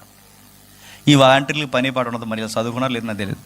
వాళ్ళు తీసుకొచ్చిన వెంటనే ఇక్కడ పెట్టిన వెంటనే కుమారిని అడిగాడ. ఎక్కడి నుంచి వచ్చా అని అడిగాడట. కుమారి అందంట, అక్కడి నుంచి వచ్చాను అంద. పో, నజరుడైన యేసునామమున నీకు ఆజ్ఞ పెడుతున్నాను పో అంటే ఆవిడ అందే, చాలా చూసాం ఇలాంటి అంతే. చూస్తున్నారా వీడియో? ఎక్కడి నుంచి వచ్చావు, నీ పేరేంటని అడిగాడట. కొంపలు ముంచేసే పేరు చెప్పింది. ఏ పేరు చెప్పింది చేస్తా? నా పేరు దుర్గమ్మ అంతే. గొడవ. మా దేవుని దెయ్యం అంటారు మీరు. నేను అడుగుతున్నాను, వాక్యం చెప్పకుండా పేర్లు పెట్టి పిలిస్తే మురిసిపోయే ప్రజలు ఉన్నారంటే మీ జ్ఞానాలు ఏమయ్యాయి? మీ ప్రేమ ఏంది? అయ్యో అది కాదండి, ఆయన చాలా ప్రేమ. నీ బంధం ఉంటాడు ప్రేమగా? నేను అడుగుతున్నాను, ప్రేమగా ఉంటాడంటే పిలుస్తాడంటే మరొకటి పిలుస్తాడు, లే సునీల్ లే అన్నాడు. ఆ సునీల్ లేచాడు. కిడ్నీలో రాళ్ళు ఉన్నాయి కదా అన్నాడు. ఉన్నట్టే ఉన్నాయండి అన్నాడు. నజరేయుడైన యేసు నామమున రాలిపోను కాకంటే ఆడు అంటున్నాడు, రాలిపోయినట్టే ఉన్నాయండి అన్నాడు. కిడ్నీలో రాళ్ళు ఎలా రాలిపోతాయంటే అప్పటికప్పుడు? నేను అడుగుతున్నాను, ఇలాంటి మాటలు మాట్లాడుతుంటే ఎలా నమ్ముతున్నారు? ఇలాంటి మాటలు మాట్లాడుతుంటే వాటిని ఎలా ఫాలో అవుతున్నారు? పైపచ్చికి దీన్ని తగిలించింది చెప్పిన చాలా ప్రేమగల దైవజనుడు అండి అని. ఇది ప్రేమ కాదు, ప్రేమ పేరుతో జరుగుతున్న చెప్పండి వ్యాపారాలు, మోసాలు. అందుకే పౌలు గారు అంటున్నారు, మీరు వయసులో ఉన్నవారైనా, వయసు మళ్ళిన వారైనా, సంసారంలో ఉన్నవారైనా, సంసారంలో లేని వారైనా, వ్యాపారమైనా, అభివృద్ధి ఉన్నా లేకపోయినా, ఏదైనా సమాజంలో ఒక క్రైస్తవుడికి ఉండాల్సిన ప్రేమ తెలుసా? ప్రతి సెక్టార్లో తెలివితేటలతో జీవించాలి. కిందకి మరొక పాయింట్ చెప్తున్నారు చూడండి, 12వ వచనంలో, సహోదరులారా నాకు సంభవించినవి సువార్త మరి ఎక్కువగా ప్రబలగటకై సమకూడనని మీకు తెలియగోరుచున్నాను. యాలి అనగా నా బంధకములు క్రీస్తు నిమిత్తము కలిగినవని ప్రేతోర్యములోని సేనలోని వారందరికీ, తక్కిన వారందరికీ తెలిసిపోయింది. వాళ్ళకు ఒక స్పష్టత వచ్చింది, ఒక స్పష్టత అర్థమైంది. వాళ్ళకి ఏమర్థమైందంటే, నన్ను తీసుకొచ్చి జైల్లో పడేసిన తర్వాత నేను సువార్త చెప్పడం మానేస్తాను అనుకుంటున్నాను. క్రీస్తు కొరకు బ్రతకడం అంటే జైల్లో ఉంటే ఒకలాగా, జైలు బయట ఉంటే ఒకలా బతకడం కాదు. కష్టమున్నా, కన్నీరున్నా, ఎవరు తోడున్నా, ఎవరు తోడు లేకపోయినా, ఒంటరైనా, నలుగురుతున్నా, ఎక్కడున్నా కూడా ప్రతి సమస్యలో కూడా ధైర్యంగా బ్రతకడమే చెప్పండి లివింగ్ ఫర్ క్రైస్ట్ అని. ఒకటే తెలివిగా బ్రతకడం లివింగ్ ఫర్ క్రైస్ట్. రెండోది చెప్పిన, నేను ఎలాంటి పరిస్థితుల్లో ఉన్నా కూడా ధైర్యంగా బ్రతకడమే క్రీస్తు కొరకు జీవించడం అంటే. నన్ను అరెస్ట్ చేసిన పోలీసులకి ఈ పేతోర్యం అనే ఒక స్పెషల్ బెటాలియన్ ఉందంటే, రాజు సంరక్షణ దేహ అధికారులు, వీళ్ళందరికీ కూడా అర్థమైంది ఏంటంటే, ఈ మనిషి దేనికోసం బతుకుతున్నాడు రా? కానుకల కోసం కాదు. ఈ మనిషి దేనికోసం బతుకుతున్నాడు రా? లాభాల కోసం కాదు. ఈ మనిషిని అరెస్ట్ చేసిన లోపల ఏం చేస్తున్నాడు రా? అందరికీ, పోలీసులందరికీ అర్థమైందట, ఈ మనిషి ఊపిరి పీల్చుకున్నా, ఊపిరి వదిలినా, బతికినా చచ్చినా ఈ మనిషి దేనికోసం బతుకుతున్నాడు అంటే చెప్పండి క్రీస్తు కొరకే బతుకుతున్నాడని చుట్టూ ఉన్న వాళ్ళకి అర్థమైందంట. ఇప్పుడు చెప్పండి, లోపలికి వెళ్ళిన ఎవడైనా బెంగెట్టేసుకుంటాడో ఇటు కూడా చెప్పండి. బెంగెట్టేసుకుంటారు లోపలికి వెళ్ళిన వాళ్ళు, సూసైడ్లు చేసేసుకుంటారు, బతకాలని లేదంటారు, ఇక ఈ రోజుతో మా లైఫ్ అయిపోయిందంటారు, ఇక జీవితం మీద పూర్తిగా ఆశ వదిలేసుకుంటారు. కానీ పౌలు గారు అన్నారట, లోపలున్నా బతుకుతాను, బయటున్నా బతుకుతాను, ఎక్కడున్నా క్రీస్తు కొరకే బతుకుతాను. మీకు ఉదాహరణ చెప్తాను, లోపలికి వెళ్ళిన ఎలాంటోడికైనా అన్నీ అణిగిపోతాయి లోపలికి వెళ్తే. ఎందుకో చెప్పనా, ఈ ఈదుల్లో పెద్ద ఏ రాగం చేసి లింగిలి పైకి పెద్ద గొడవలు చేసుకుంటారా, ఇలా లోపలేస్తే 2 రోజులు సెట్ అయిపోతారండి. ఇలాగే ఒకడు, నేను చాలా కాలం క్రితం చెప్పిన ఎగ్జాంపుల్ మీకు చెప్తాను వినండి. రాజమండ్రిలో బంకులు ఉంటాయి, సెంట్రల్ జైలు ఎదురుగా బంకులు తెలుసు కదా, పెట్రోల్ బంకులు. ఆ పెట్రోల్ బంకుల్లో ఖైదీలు పనిచేస్తారు, మీరు వాళ్ళతో కానీ ఎటకారం పడతారు. అక్కడికి వెళ్ళినప్పుడు ఆడవాళ్ళకి లైఫ్ అడిగిపోయి ఆ బయటకు వచ్చి కాస్త మంచి మార్కులు అంటే లోపల సత్ప్రవర్తన మార్కులు వేస్తే వాళ్ళకి బయటకు కాస్త రాయి తీస్తే ఆ బయట చిన్న చిన్న ఉద్యోగాలు చేస్తారు, ఆ పెట్రోల్ కొట్టి డీజిల్ కొట్టే పనులు అలా కూడా పనులు చేస్తుంటారు. చాలా సైలెంట్గా, ఎందుకంటే సమాజంలో దెబ్బతిని, జీవితంలో దెబ్బతిని, చట్టం వల్ల దెబ్బతిని, జీవితంలో సైలెంట్ అయిపోయిన జీవితాలు వాళ్ళు అక్కడ వచ్చి బంకులో పనిచేస్తుంటే, ఇవి గవర్నమెంట్ బంకులు కనుక పబ్లిక్కి బాగా నమ్మకం, ఏమని నాణ్యత ఉంటుంది, పాయింట్స్ బాగుంటాయని చెప్పి పబ్లిక్ అంతా పెట్రోల్ డీజిల్ అక్కడ కొట్టించుకుని లైన్లో నిలబడతారు. సాయంత్రం అయితే అంతా లైనే 2-3 బంకుల్లో. అయితే అందరూ లైన్లో వెళ్తున్నారు, ఎంప్లాయీస్ లైన్లో వెళ్తున్నారు. ఆ రోజు నేను లైన్లో ఉన్నాను, ఒకడు మాత్రం అడ్డంగా వచ్చేసాడు. ఈ చేతికి 5 ఉంగరాలు, ఈ చేతికి 5 ఉంగరాలు, మెడలో గేదెకి వేసినట్టు ఒక పెద్ద సైన్ వేసాడు. ఆడు వేసుకుని వచ్చాడు, పై బట్టను నిప్పేసాడు, బుల్లెట్ వేసుకుని వచ్చాడు. మీకు అర్థమైపోయి ఉంటాడు, కింద వైట్ ప్యాంటు పైన వైట్ షర్ట్. ఆడు ఎవడో మీకు అర్థమైపోయాడు, ఎవడో పొలిటీషియన్, రాజకీయ నాయకుడు. అలా అడ్డదిడ్డంగా ఇలా వచ్చేసాడు. అందరూ లైన్లో వెళ్తుంటే ఎంప్లాయీస్ అయ్యాడు, సార్ మీరు చూడడానికి పెద్ద మనసులో ఉన్నారు, మేమందరం లైన్లో వెళ్తుంటే మీరు మాత్రం ఇలా అడ్డకు వచ్చారు, సభకు కాసారంటే ఆడు అన్నాడు లైట్గా తాగేసి, ఏ ఊరి మందే అన్నాడు. అలా కాసారా, నోర్మై నియోజకవర్గం దాటారో ఏమనుకుంటున్నావు అన్నాడు. వీడి మాస్ స్లాంగ్, వీడి వ్యవహారం చూస్తే ఖచ్చితంగా రాజకీయ నాయకుడు. వీడితో ఎంచుకొచ్చిన గొడవని పబ్లిక్ సైలెంట్ అయితే ఆ ఖైదీ ఆయనకి పెట్రోల్ కొట్టించి పంపించారు. తర్వాత నా లైన్ వచ్చింది, అడిగాను, బ్రదరు ఏంటి గొడవ అని అడిగితే ఆ ఖైదీ చెప్పిన మాట ఏంటి చెప్పిన, ఏమీ లేదు సారు, మాకు అణిగింది వీడికి ఇంకా అనగలేదు అన్నాడు. మీకు ఏమర్థమైంది? మాకు అణిగింది సార్, వీడికి ఇంకా అనగలేదు, మేము బయట ఉన్నప్పుడు ఇలాగే ఎగిరాం, లోపలికి వచ్చాం చెప్పండి. అన్నీ అనిగిపోయి ఈడు ఎగురుతున్నాడు. ఏదో రోజు ఈడు కూడా చెప్పండి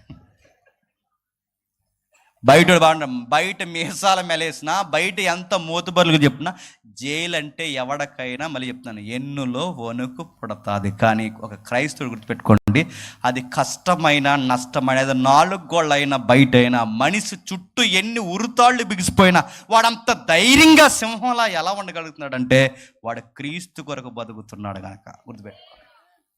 ఏదైనా శ్రమ వస్తే వెంటనే ఫ్యాన్ అయిపు చూడటం, ఏదైనా శ్రమ వస్తే వెంటనే గోదావరి దగ్గర పరిగెట్టడం, ఏదైనా శ్రమ వస్తే వెంటనే రైల్వే ట్రాక్ పరిగెట్టడం, పిరికి సన్నాసి పనులు చేసేవాళ్ళు క్రైస్తవులు కాదు. క్రైస్తవులు చెప్పిన వ్యాధులు వస్తాయి, మనకు రాకపోతే ఇంకెవరికి వస్తాయి. సమస్యలు వస్తాయి, మనకు రాకపోతే ఎవరికి వస్తాయి. అప్పులు వస్తాయి, మనకు రాకపోతే ఎవరికి వస్తాయి. పిల్లలు ఆర్థికంగా నలిగిపోవచ్చు, ఏదైనా జరగచ్చు. ఆ మాత్రం దానికి ప్రభువా ఇన్ని వారాల చర్చకొచ్చా మమ్మల్ని చూడడం అంటే చూశాడా ఆయన? చూసినా వస్తాయి. నీకెందుకు అనుమతించాడు తెలుసా? తట్టుకొని నిలబడాలి. అది క్రైస్తవ్యం అంటే. పౌలు గారిని తీసుకెళ్ళి లోపల పడేస్తే అంత ధైర్యంగా ఎలా ఉండగలిగాడు? క్రీస్తుని బట్టి. 4 రోజుల నుండి ముక్కు మీద వేలేసుకుంటే, ముక్కు మూసుకుంటే అయిపోయి జీవితం కొరకు. బయట ఉంటే ఏంటి, లోపల ఉంటే ఏంటి, వ్యాధి ఉంటే ఏంటి, లేకపోతే ఏంటి, డబ్బులు ఉంటే ఏంటి, లేకపోతే ఏంటి, స్నేహితులు ఉంటే ఏంటి, లేకపోతే ఏంటి, బతుకుతా ఎక్కడున్నా చెప్పండి. క్రీస్తు కొరకు జీవించడం అంటే ప్రసంగాలు వెళ్ళిపోవడం, సువార్త చెప్పి వెళ్ళిపోవడం. క్రీస్తు కొరకు బ్రతకడం అంటే కేవలం 4 పాటలు పాడి వెళ్ళిపోవడం కాదు. ఎలాంటి శ్రమ వచ్చినా, చుట్టూ ఎన్ని చట్టాలు మనల్ని బిగించేసినా చెప్పండి, ధైర్యంగా బ్రతకడం క్రీస్తు కొరకు బ్రతకడం అంటే. మళ్ళీ చెప్తాను వినండి, క్రీస్తు కొరకు బ్రతుకుతున్న ఆయన తీసుకెళ్ళి లోపల పడేస్తే, ఆ లోపల పడేసిన వారందరికీ నోటుతో సువార్త చెప్పట్లేదంట. మరి నన్ను చూసిన వారందరికీ ఒక స్పష్టత వచ్చింది, ఈ మనిషి క్రీస్తు కొరకు బతుకుతున్నాడని ఒక సువార్త సంకేతం వాళ్ళకి అర్థమైందంట. మీకు ఉదాహరణ చెప్తానండి, మీరు విద్యార్థులైతే మీరు కాలేజీకి పోయినప్పుడు, మీరు కాలేజీకి వెళ్ళినప్పుడు మీ కాలేజీలో ఉన్న చుట్టూ విద్యార్థులకి మీ పాస్టర్ గారు వచ్చి వాక్యం చెప్పగలరా? అవకాశం ఇస్తారా? మీరు సంసారంలో ఉన్న తల్లులైతే మీ ఇంటికి వచ్చిన పాస్టర్ గారు అన్నింటికి వెళ్ళి సువార్త చెప్పగలరా? మీరు ఉద్యోగస్తులైతే మీ ఎంప్లాయీ సెక్టార్లోకి వచ్చి మీ పాస్టర్ గారు అక్కడికి వచ్చి సువార్త చెప్పగలరా? నేను అడుగుతున్నాను, మీ పాస్టర్ గారు రాని స్థలానికి దేవుడు ఎవరిని రిప్రజెంట్గా పంపాడు చెప్పనా? నువ్వు విద్యార్థివైతే తోటి విద్యార్థులకి సువార్తక మాదిరిగా నీ లైఫ్ కనబడాలని విద్యార్థుల మధ్యకి నిన్ను పంపాడు. గుర్తుపెట్టుకో. మీ పాస్టర్ గారు వెళ్ళిన స్థలానికి నిన్ను పంపించి అక్కడ రిప్రజెంట్గా ఉండంటే నువ్వేం చేస్తావు? వాళ్ళు ఎగులు జోకులు వేస్తే వాళ్ళతో పాటు నవ్వుతావు. వాళ్ళు ఏదైనా ఎటకారాలు మాడితే ఎటకారాలు నవ్వుతావు. నడుతున్నాను, నువ్వు నవ్వకూడదు. ఎందుకంటే నీ నవ్వు, బాగా వినండి, క్రీస్తుకు మహిమను తెచ్చేలా ఉండాలంట. నువ్వు ఏం చేసినా క్రీస్తు కంటే ఎదుటి వాళ్ళందరూ బాగా ఉండండి. వాళ్ళు ఎదుటి వాళ్ళందరూ రేపు ఉదయాన్నే లేచి సినిమా పోదాం అంటారు, నువ్వు వెళ్ళకూడదు. వాడు ఏదో పిచ్చి జోకులు మాట్లాడతాడు, నువ్వు నవ్వకూడదు. ఎందుకంటే నువ్వు ఆ విద్యార్థుల మధ్య, ఉద్యోగస్తుల మధ్య, నీ పాస్టర్ గారు రాని స్థలానికి దేవుడు నిన్ను నిలబెట్టి నిన్ను మాట్లాడమంటున్నాడంటే గుర్తుపెట్టుకో, నీ బ్రతుకు మూలంగా, బాగా నీ బ్రతుకు మూలంగా ఎవరు కనపరచబడాలంట? నీ చుట్టూ ఉన్న వాళ్ళు ఎకులు జోకులు వేస్తుంటే నువ్వు కూడా నోటి మీద ముసుముసు నవ్వడం కాదు, నువ్వు నవ్వకు. ఎందుకంటే నీ నవ్వే చెప్తుంది నీ బతుకే అంటావు. నీ చుట్టూ ఉన్న వాళ్ళు బూతులు మాట్లాడుతుంటే నువ్వు వినకో. నీ చుట్టూ ఉన్న వాళ్ళ సినిమాలు పోతే నువ్వు వెళ్ళకో. ఎందుకంటే అక్కడికి పాస్టర్ గారు రాని స్థలానికి దేవుడు నిన్ను పంపాడంటే నీ వారాంతరం విన్న సువార్త నీ బతుకు ద్వారా దేవుడు అక్కడ చూపించాలనుకుంటున్నాడు కనుక నిన్ను నిలబెట్టాడు. గుర్తుపెట్టుకో. నువ్వు అక్కడ సువార్త చూపించాలి. పౌలు గారు ఏమంటున్నారు? కష్టమైన పరిస్థితి అయినా, జైలైనా, ఎక్కడైనా నా నోటుతో మాత్రమే కాదు సువార్త చెబుతున్నది, నా బ్రతుకుని చూసి వాళ్ళు అందరూ అనుకుంటున్నారు, అందరు ఖైదీలు బెంబెలు ఎత్తిపోతున్నారు, అందరు ఖైదీలు చేతులు ఎత్తేస్తున్నాడు, ఈ మనిషి మాత్రం పాటలు పాడి పత్రికలు రాసుకుంటూ కూర్చున్నాడు అంటే అసలు ఇతడు ఎవర్రా అని ఎంక్వైరీ చేసినప్పుడు అర్థమైందట, ఈ మనిషి క్రీస్తు కొరకు బ్రతికి ఒక సువార్థికుడు అని అర్థమైందంట.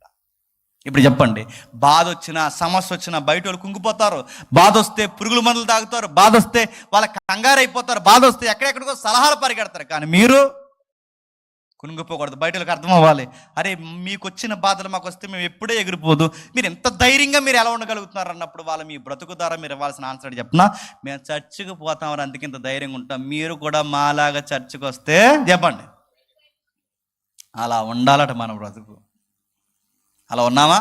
చుట్టూ ఉన్న సంసారాలు ఎవరైతే గొడవలు పెట్టుకుంటున్నారో ఆ సంసారాలకు నేర్పించే అంత జ్ఞానం దేవుడు మనకు అనుగ్రహించాలని గుర్తుపెట్టుకోండి.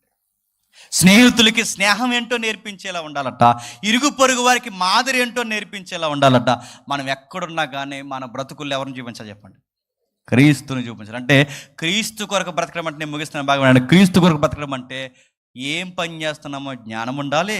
క్రీస్తు కొరకు బ్రతకడం అంటే నీ ప్రేమలో తెలివితేటలు ఉండాలి.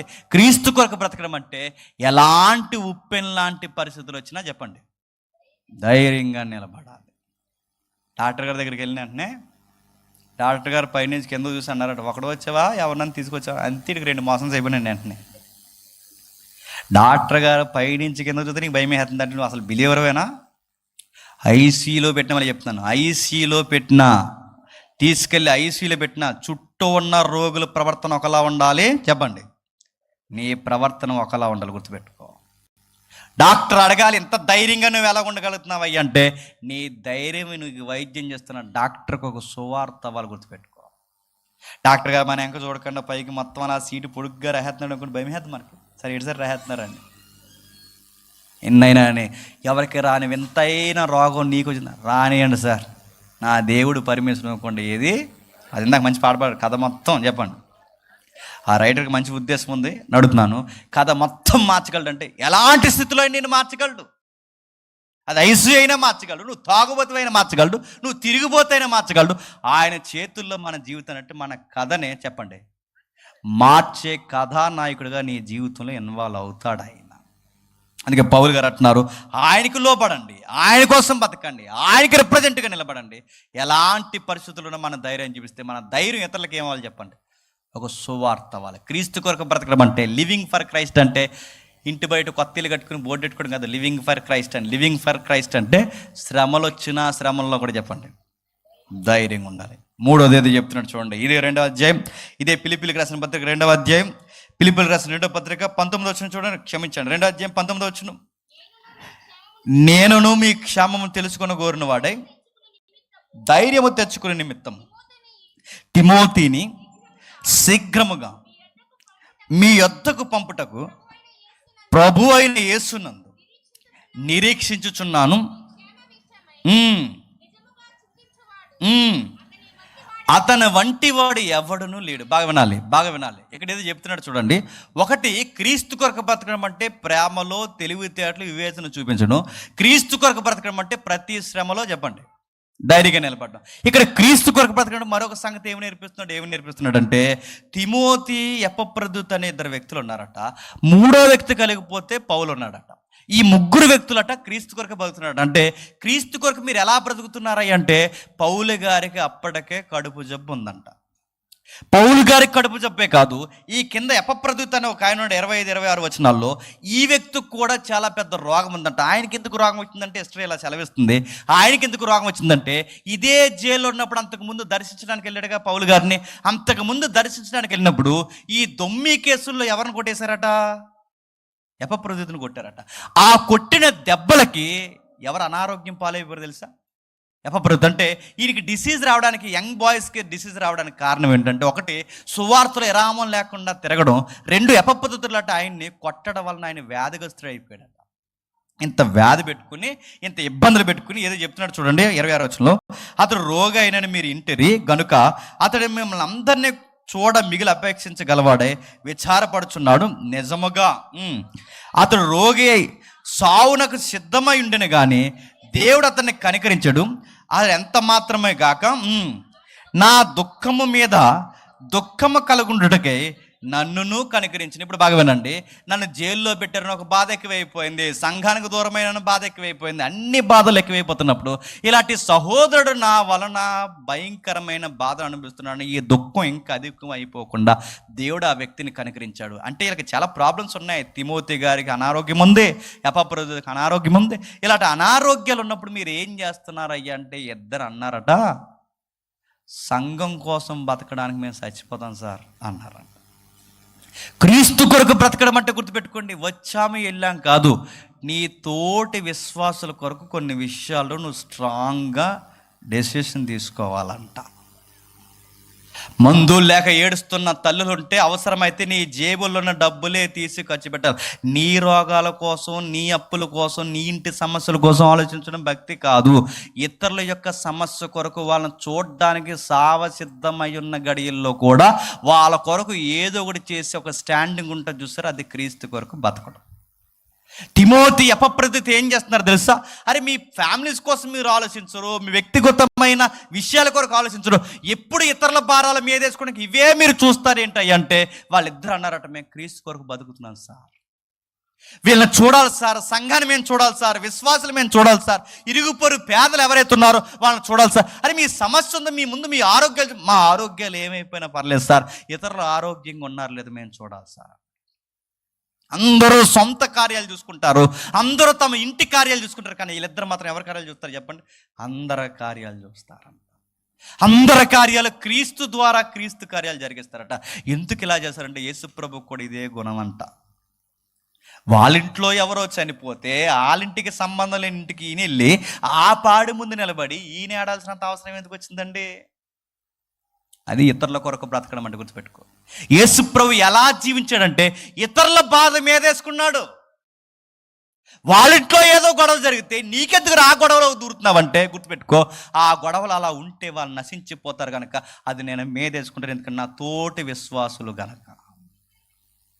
ఎవరో ఈదులో దూరంగా పొండ్రని ఇసిరేస్తే ఆ కుష్ఠరోగులందరినీ దూరాన్ని పడేస్తే అందరికీ పట్టకపోయినా దావీదు కుమారుడు నేర్స్తే ఆ కుష్ఠరోగులు చేతులు పట్టుకుని ఏడ్చాను. అర్థం, కుష్ఠరోగులు చేతులు పట్టుకుని ఆడాల్సినంత అవసరం ఎందుకు వస్తుందండి?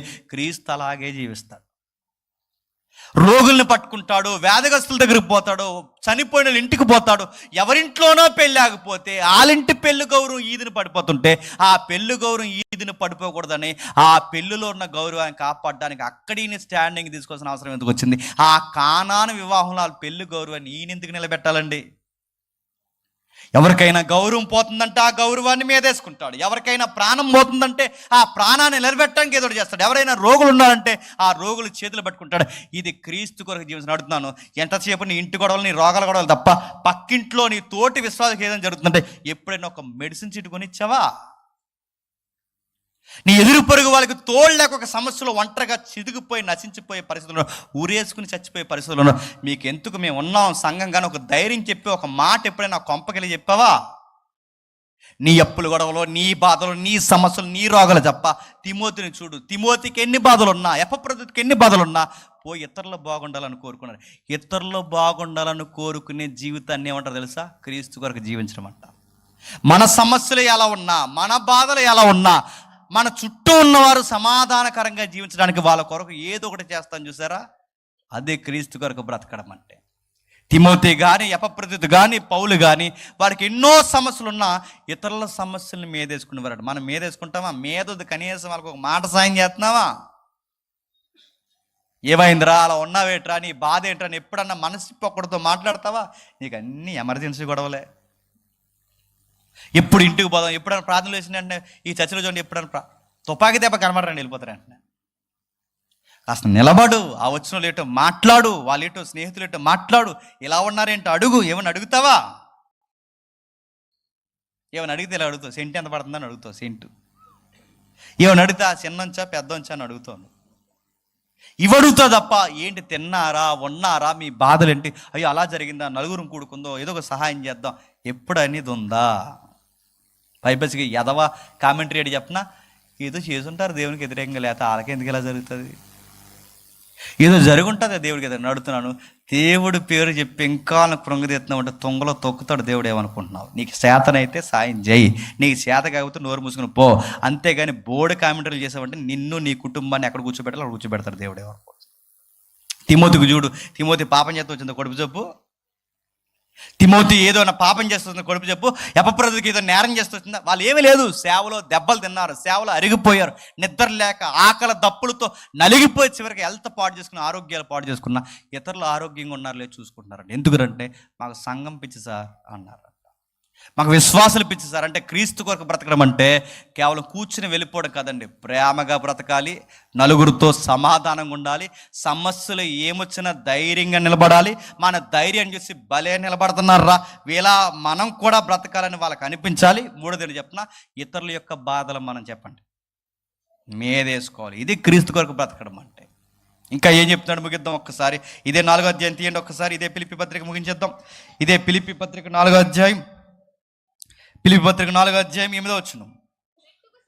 మెట్టుకు సహోదరులారా, ఏ యోగ్యతైనను మెప్పైనను ఉండిన ఎడల ఏవి సత్యమైనవో, ఏవి మాన్యమైనవో, ఏవి న్యాయమైనవో, ఏవి పవిత్రమైనవో, ఏవి రమ్యమైనవో, ఏవి ఖ్యాతి గలవో వాటి మీద ధ్యానం ఉంచుకొనుడి.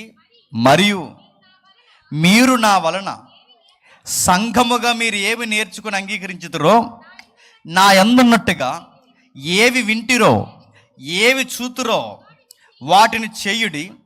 అప్పుడు సమాధానకర్త యొక్క దేవుడు మీకు తోడయుడిని. ఏం చెప్తున్నాడంటే, క్రీస్తు కొరకు బ్రతకడం అంటే ఒకటి ప్రేమతో జీవించడం, క్రీస్తు కొరకు బ్రతకడం అంటే శ్రమల్లో ధైర్యంగా ఉండడం, క్రీస్తు కొరకు బ్రతకడం అంటే ఇతరుల కష్టాలని సంబంధం లేకపోయినా చెప్పండి మేరేసుకోవడం. క్రీస్తు కొరకు బ్రతకడం అంటే ఇంకోటి చెప్తున్నా, నువ్వు చేసే పనులు సత్యమైనవో, మాన్యమైనవో, న్యాయమైనవో, ఏవి పవిత్రమైనవో, ఏవి రమ్యమైనవో, ఏవి ఖ్యాతి కలవో వాటి మీద ధ్యానం ఉంచండి.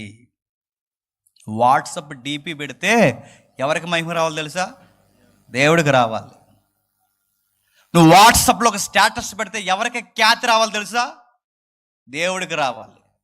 నువ్వు ఒక ఫోటో, నాళ్ళు చెప్తున్నా, ఒక ఫోటో నువ్వు మెయింటైన్ చేసావంటే ఎవరికి ఖ్యాతి కలిగిన వారికి ఉండాలి తెలుసా? దేవుడికి మహిమ ఖ్యాతి వచ్చేలా ఉండాలి. ఈ మధ్య స్టేటస్ ఏంటి చెప్పినా, నీడు తిట్టాడట, ఇప్పుడు ఆడికి సమాధానం చెప్పాలట, అందుకేమిట్టాడట. ఇదో స్టేటస్ సొసైటీలో. స్టేటస్ అంటే ఒకటికొకటి ఆన్సర్లు ఇచ్చుకోవడం కదరా అయ్యా. నీ స్టేటస్లో కూడా గాస్పల్ ఉండాలి, గుర్తుపెట్టుకో. నీ డీపీలో కూడా ప్రభు కొరకు నువ్వు నిలబడి ఒక స్టాండింగ్ ఉండాలి, గుర్తుపెట్టుకో. అంటే నువ్వేమి చేసినా నీ సెల్ఫ్ సావాలి, ప్రభు కొరకు ఒక లివింగ్ లైఫ్ నీకు స్టార్ట్ అవ్వాలి. అంటే నా వ్యక్తిగతమైన అభిలాష చచ్చిపోవాలి. చెప్పండి, క్రీస్తు కొరకు బ్రతకాలంటే నువ్వు వాడే యాప్స్ గుర్తుపెట్టుకో. నీ యూట్యూబ్ రీల్స్ ఇలా తోస్తే ఏమి రావాలి చెప్పనా? సువార్త వీడియోలు రావాలి. నీ ఫేస్బుక్ ఇలా తోస్తే ఏం రావాలి చెప్పనా? సువార్తకు అంటే నీ ఫేస్బుక్ అయినా, యూట్యూబ్ అయినా, ఇన్స్టాగ్రామ్ అయినా, నీ యాప్స్ అయినా, ఏవైనా ఎవరికి ఖ్యాతి చేయాలి చెప్పండి. టీపీ ఏమో దేవుడు తిట్టారట, చెప్పండి, వెనకాలన్నీ వాళ్ళు పెట్టారట. ఎంత ఖ్యాతో నేను అడుగుతున్నాను. ఏది చేసినా, ఏది మాట్లాడినా, ఎక్కడున్నా నీ ఇరుగు పొరుగు వాళ్ళు అనాలి దేవుని బిడ్డ అని చెప్పుకోవాలట. మా డ్యూటీలో ఛానల్ క్రితం నేను చెప్పి ముగిస్తాను. మా డ్యూటీలో ఒకడు ఉండేవాడు, నోటికి ముందు బూతు, నోటి తర్వాత నోటి మాట తర్వాత బూతు, అన్ని బూతులు అడిగి, బూతులు లేకుండా మాట్లాడు. అందులో డిపార్ట్మెంట్ అంటే బూతులు ఎవరు క్యాసెట్లు ఎక్కువ ఉంటాయి. ఈ ఫోర్స్లో పనిచేస్తున్నప్పుడు ఆడు అన్నాడు, అరే జేమ్స్ నువ్వు ఉండిపోయాడు బతికిపోడు రియాలీడు అనేవాడు. అంటే వాడికి ఏమర్థమైంది? ఈ మనిషి ముందు బూతులు మాట్లాడకూడదు, ఎప్పటికన్నా వీళ్ళకి మాట్లాడకుండా ఉండాలన్న ఒక సెన్స్ వాడికి అర్థమైందిలే. చెప్పండి, ఇప్పుడు చెప్పండి, మన వలన ఎవరికి ఖ్యాతి రావాలి చెప్పండి? దేవుడికి.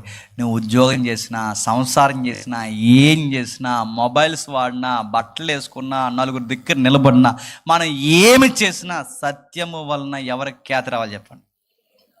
ఇది క్రీస్తు కొరకు జీవించడం. ఇది అంటున్నాడు, నేను వచ్చినా రాకపోయినా, నేను జైలు నుంచి వచ్చినా రాకపోయినా, మిమ్మల్ని చూసినా చూడకపోయినా, నేను వెళ్ళిపోయినా మీరు పాటించాల్సిన సూత్రాలు ఏంటంటే, ప్రేమలో తెలివిగా ఉండండి, శ్రమల్లో ధైర్యంగా ఉండండి, ఇతరుల కష్టాల మీదేసుకోండి.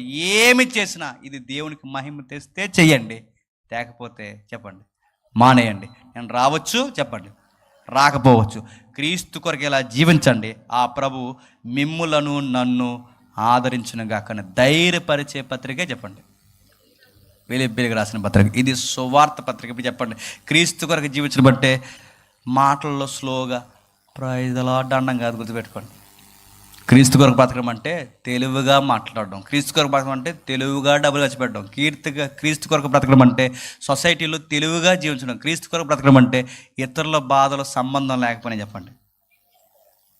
అప్పుడు అనాలి బయట వాళ్ళు, ఏంటయ్యా నీకు ఎందుకు అయ్యానంటే, యేసుప్రభు ఇలాగే మీదేసుకునేవాడు సార్, నేను కూడా అలా మీదేసుకుంటున్నాను. చివరికి ఒక ఎగ్జాంపుల్ చెప్పి నేను ముగిస్తాను. జాన్ బెన్యన్, సరిగ్గా గుర్తులేదు నాకు, ఈ ఎవరైతే ఒక మిషనరీ ఉంటారో ఆయన పేరు జాన్ బెన్యన్, అవరు ఏదో నేమ్ ఉంది. తన భార్య వచ్చి ఒకరోజు మ్యాగజైన్ చదువుతూ వచ్చేలా అంటుంది. ఏమంటుందంటే, అయ్యా మీ కొరకు క్రైస్తవ సమాజం అంతా ఒక కితాబు ఇచ్చింది, మీరు మోడర్న్ పాల్ అన్నారు మిమ్మల్ని అన్నారు, మోడర్న్ అపోస్టల్ అంటున్నారు మిమ్మల్ని. ఈ తరం అపోస్తులు అలాగే ఈ తరం పౌలు గారు మిమ్మల్ని అంటున్నారు. అక్కడి నుంచి పొగుడుతుంది, చాలా ఆనందంగా వచ్చింది, చెబుతుంది. ఇలా చెప్తున్నప్పుడు పైనుంచి కిందకు చూశాడు. ఆ కిందకు చూసి ఒక మాట అన్నాడు. ఏమన్నారు నన్ను సమాజం అంటే, క్రైస్తవ సమాజం ఈ తరం పౌలు అంటుంది మిమ్మల్ని అనగానే, అలా అంటుందా అన్నాడు. ఇప్పుడు ఆశ్చర్యపోయింది. అదేంటి మిమ్మల్ని పౌలతో పోలుస్తున్నారు, అపోస్తులతో పోలుస్తున్నారు, మీరు ఆనందంగా ఉండలేకపోతున్నారు ఏంటంటే పైనుంచి కింద చూసుకుని నవ్వి. అది కాదండి, నా భర్తను ఎంత పొగుడుతుంటే నాకే ఎంత ఆనందంగా ఉంది, మీకెందుకు ఆనందంగా లేదంటే అప్పుడు ఆయన ఇలా అంటాడు. ఏమంటాడంటే, నన్ను పౌలుతోనూ అపోస్తులతో పోల్చను కాదు, నన్ను ఎవరితో పోల్చాలని కోరుకుంటాను చెప్పిన, క్రీస్తుతో. ఈ అబ్బాయి అచ్చు క్రీస్తులాగే బతుకుతున్నాడు. నన్ను ఎప్పుడైతే పోలుస్తారో ఆ రోజు నేను క్రీస్తు కొరకు జీవిస్తున్నట్టు అన్నాడు. ఇప్పుడు చెప్పండి, మన కొన్ని రోజులు గడిచే కొద్దీ మనల్ని ఏమనుకోవాలి తెలుసా? యేసుప్రభు ఇలాగే ప్రేమించేవాడేమో, యేసుప్రభు ఇలాగే మాట్లాడేవాడు, యేసుప్రభు ఇతరులను ఇలాగే ఆదరించేవాడేమో, యేసుప్రభు ఇలాగే ధైర్యంగా ఉండేవాడేమని ఓ క్రైస్తవుని చూస్తే బయటడు కట్ట ఎవరిని జీవించాలి చెప్పండి? క్రీస్తుని చూపించేలా బ్రతకలట. ఇప్పుడు ఈ పత్రికలు చెప్తున్నాడు, మన మహిమ ఎవరు తేవాలి చెప్పండి? మనం చూస్తే ఎవరు గుర్తు రావాలి చెప్పండి? మన ధైర్యాన్ని చూస్తే ఎవరిని కనపరచాలి చెప్పండి? మనం ఎక్కడున్నా దేనికి రిప్రజెంట్గా నిలబడాలి చెప్పండి? క్రీస్తుకు సువార్తకి. ఇది ఎప్పుడైతే చేస్తామో లివింగ్ ఫర్ క్రైస్ట్ అనే ట్యాగ్ దేవుడు మనకిచ్చి వీళ్ళు నా కోసమే బతుకుతున్నారు అంటారట. ప్రతి దానికి భయపడిపోయి ప్రతి దానికి చేతులేస్తే నువ్వు దేవుడిని నమ్ముతున్నావో లేకపోతే నిన్ను నమ్ముతున్నావో గుర్తుపెట్టుకో, నువ్వు తేడాగా జీవిస్తున్నావు. ఒకవేళ నువ్వు దేవుడినే నమ్మితే ఏది జరిగిపోయినా, ఎన్ని అయిపోయినా, ఒంటరి అయిపోయినా చెప్పండి, మన ధైర్యం ఎప్పుడు క్రీస్తుని బట్టి. అట్టి ధైర్యం దేవుడు మీకు అనుగ్రహించును గాక. Amen, amen, amen. ప్రార్థన చేసుకుంటాం. Thank you. ప్రార్థన చేసుకుంటాం. ప్రేమగల తండ్రి, కృపగల దేవ, మీలువైన సంగతుల తండ్రి ఈ సమాజానికి అందించారు తండ్రి. కేవలం క్రీస్తు కొరకు బ్రతకడం అంటే బైబిల్ పట్టుకుని చర్చ్కి వచ్చి వెళ్ళిపోవడం కాదు తండ్రి. క్రీస్తు కొరకు బ్రతకడం అంటే పాటలు పాడి వెళ్ళిపోవడం కాదు తండ్రి. క్రీస్తు కొరకు బ్రతకడం అంటే ప్రతి సమస్యలో తండ్రి మేము ధైర్యంగా ఉండడం. క్రీస్తు కొరకు బ్రతకడం అంటే తండ్రి తెలివిగా తండ్రి సమాజంలో జీవించడం. క్రీస్తు కొరకు బ్రతకడం అంటే తండ్రి ఇతరుల బాధలు సంబంధం లేకపోయినా మీదకేసుకోవడం.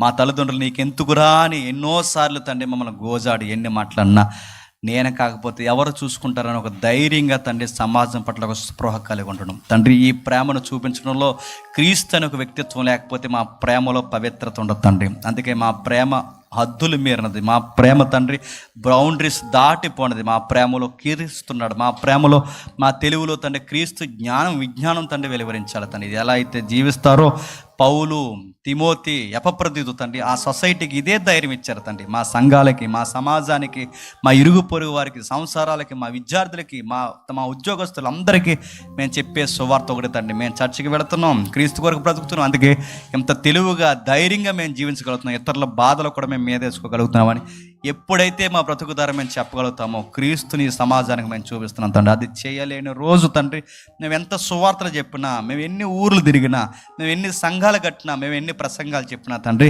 అది వ్యర్థ ప్రయత్నం. ఎప్పుడైతే పౌలు చెప్పిన ఈ పత్రిక సారాన్ని మా జీవితం అలవరుచుకుంటామో మేము క్రీస్తుకు మహిమార్థంగా జీవించే తండ్రి జీవితాలు కలిగిన విశ్వాసం, ఖ్యాతి కలిగే పనులు, మహిమను తెచ్చే పనులు, సత్యాన్ని స్థాపించే పనులు తండ్రి మా మొబైల్స్లో, మా బట్టల్లో, మా మాటల్లో, ప్రతి విషయంలో తండ్రి ఈ మాదిరి దీవెనకరమైన బ్రతుకుని మాకు అలవరుస్తారని కోరుతూ మా శత్రువుల్ని, మా మిత్రుల్ని, ఇరుగు పొరుగు వారిని, వచ్చిన వారిని అందరినీ మీరు ఆశీర్వదించండి. ఈ పరిసర ప్రాంతాల్లో సేవ చేస్తున్న ఈ సేవా బృందాన్ని, మా జత పని వారిని అందరినీ మీ చేతులకు అప్పగిస్తున్నాను తండ్రి. ఆశీర్వదించండి. పరోక్షంగా ఎన్నవారిని కూడా తండ్రి జ్ఞాపకం చేసుకోండి. ఏదన్నా కన్నీళ్ళు మాకు తెలియని బాధలు ఉంటే వాటిని జయించే శక్తిని అందరికీ అనుగ్రహిస్తారని కోరుతూ క్రీస్తు నామని ప్రార్థన సమర్పిస్తున్నాం తండ్రి. Amen, amen, amen.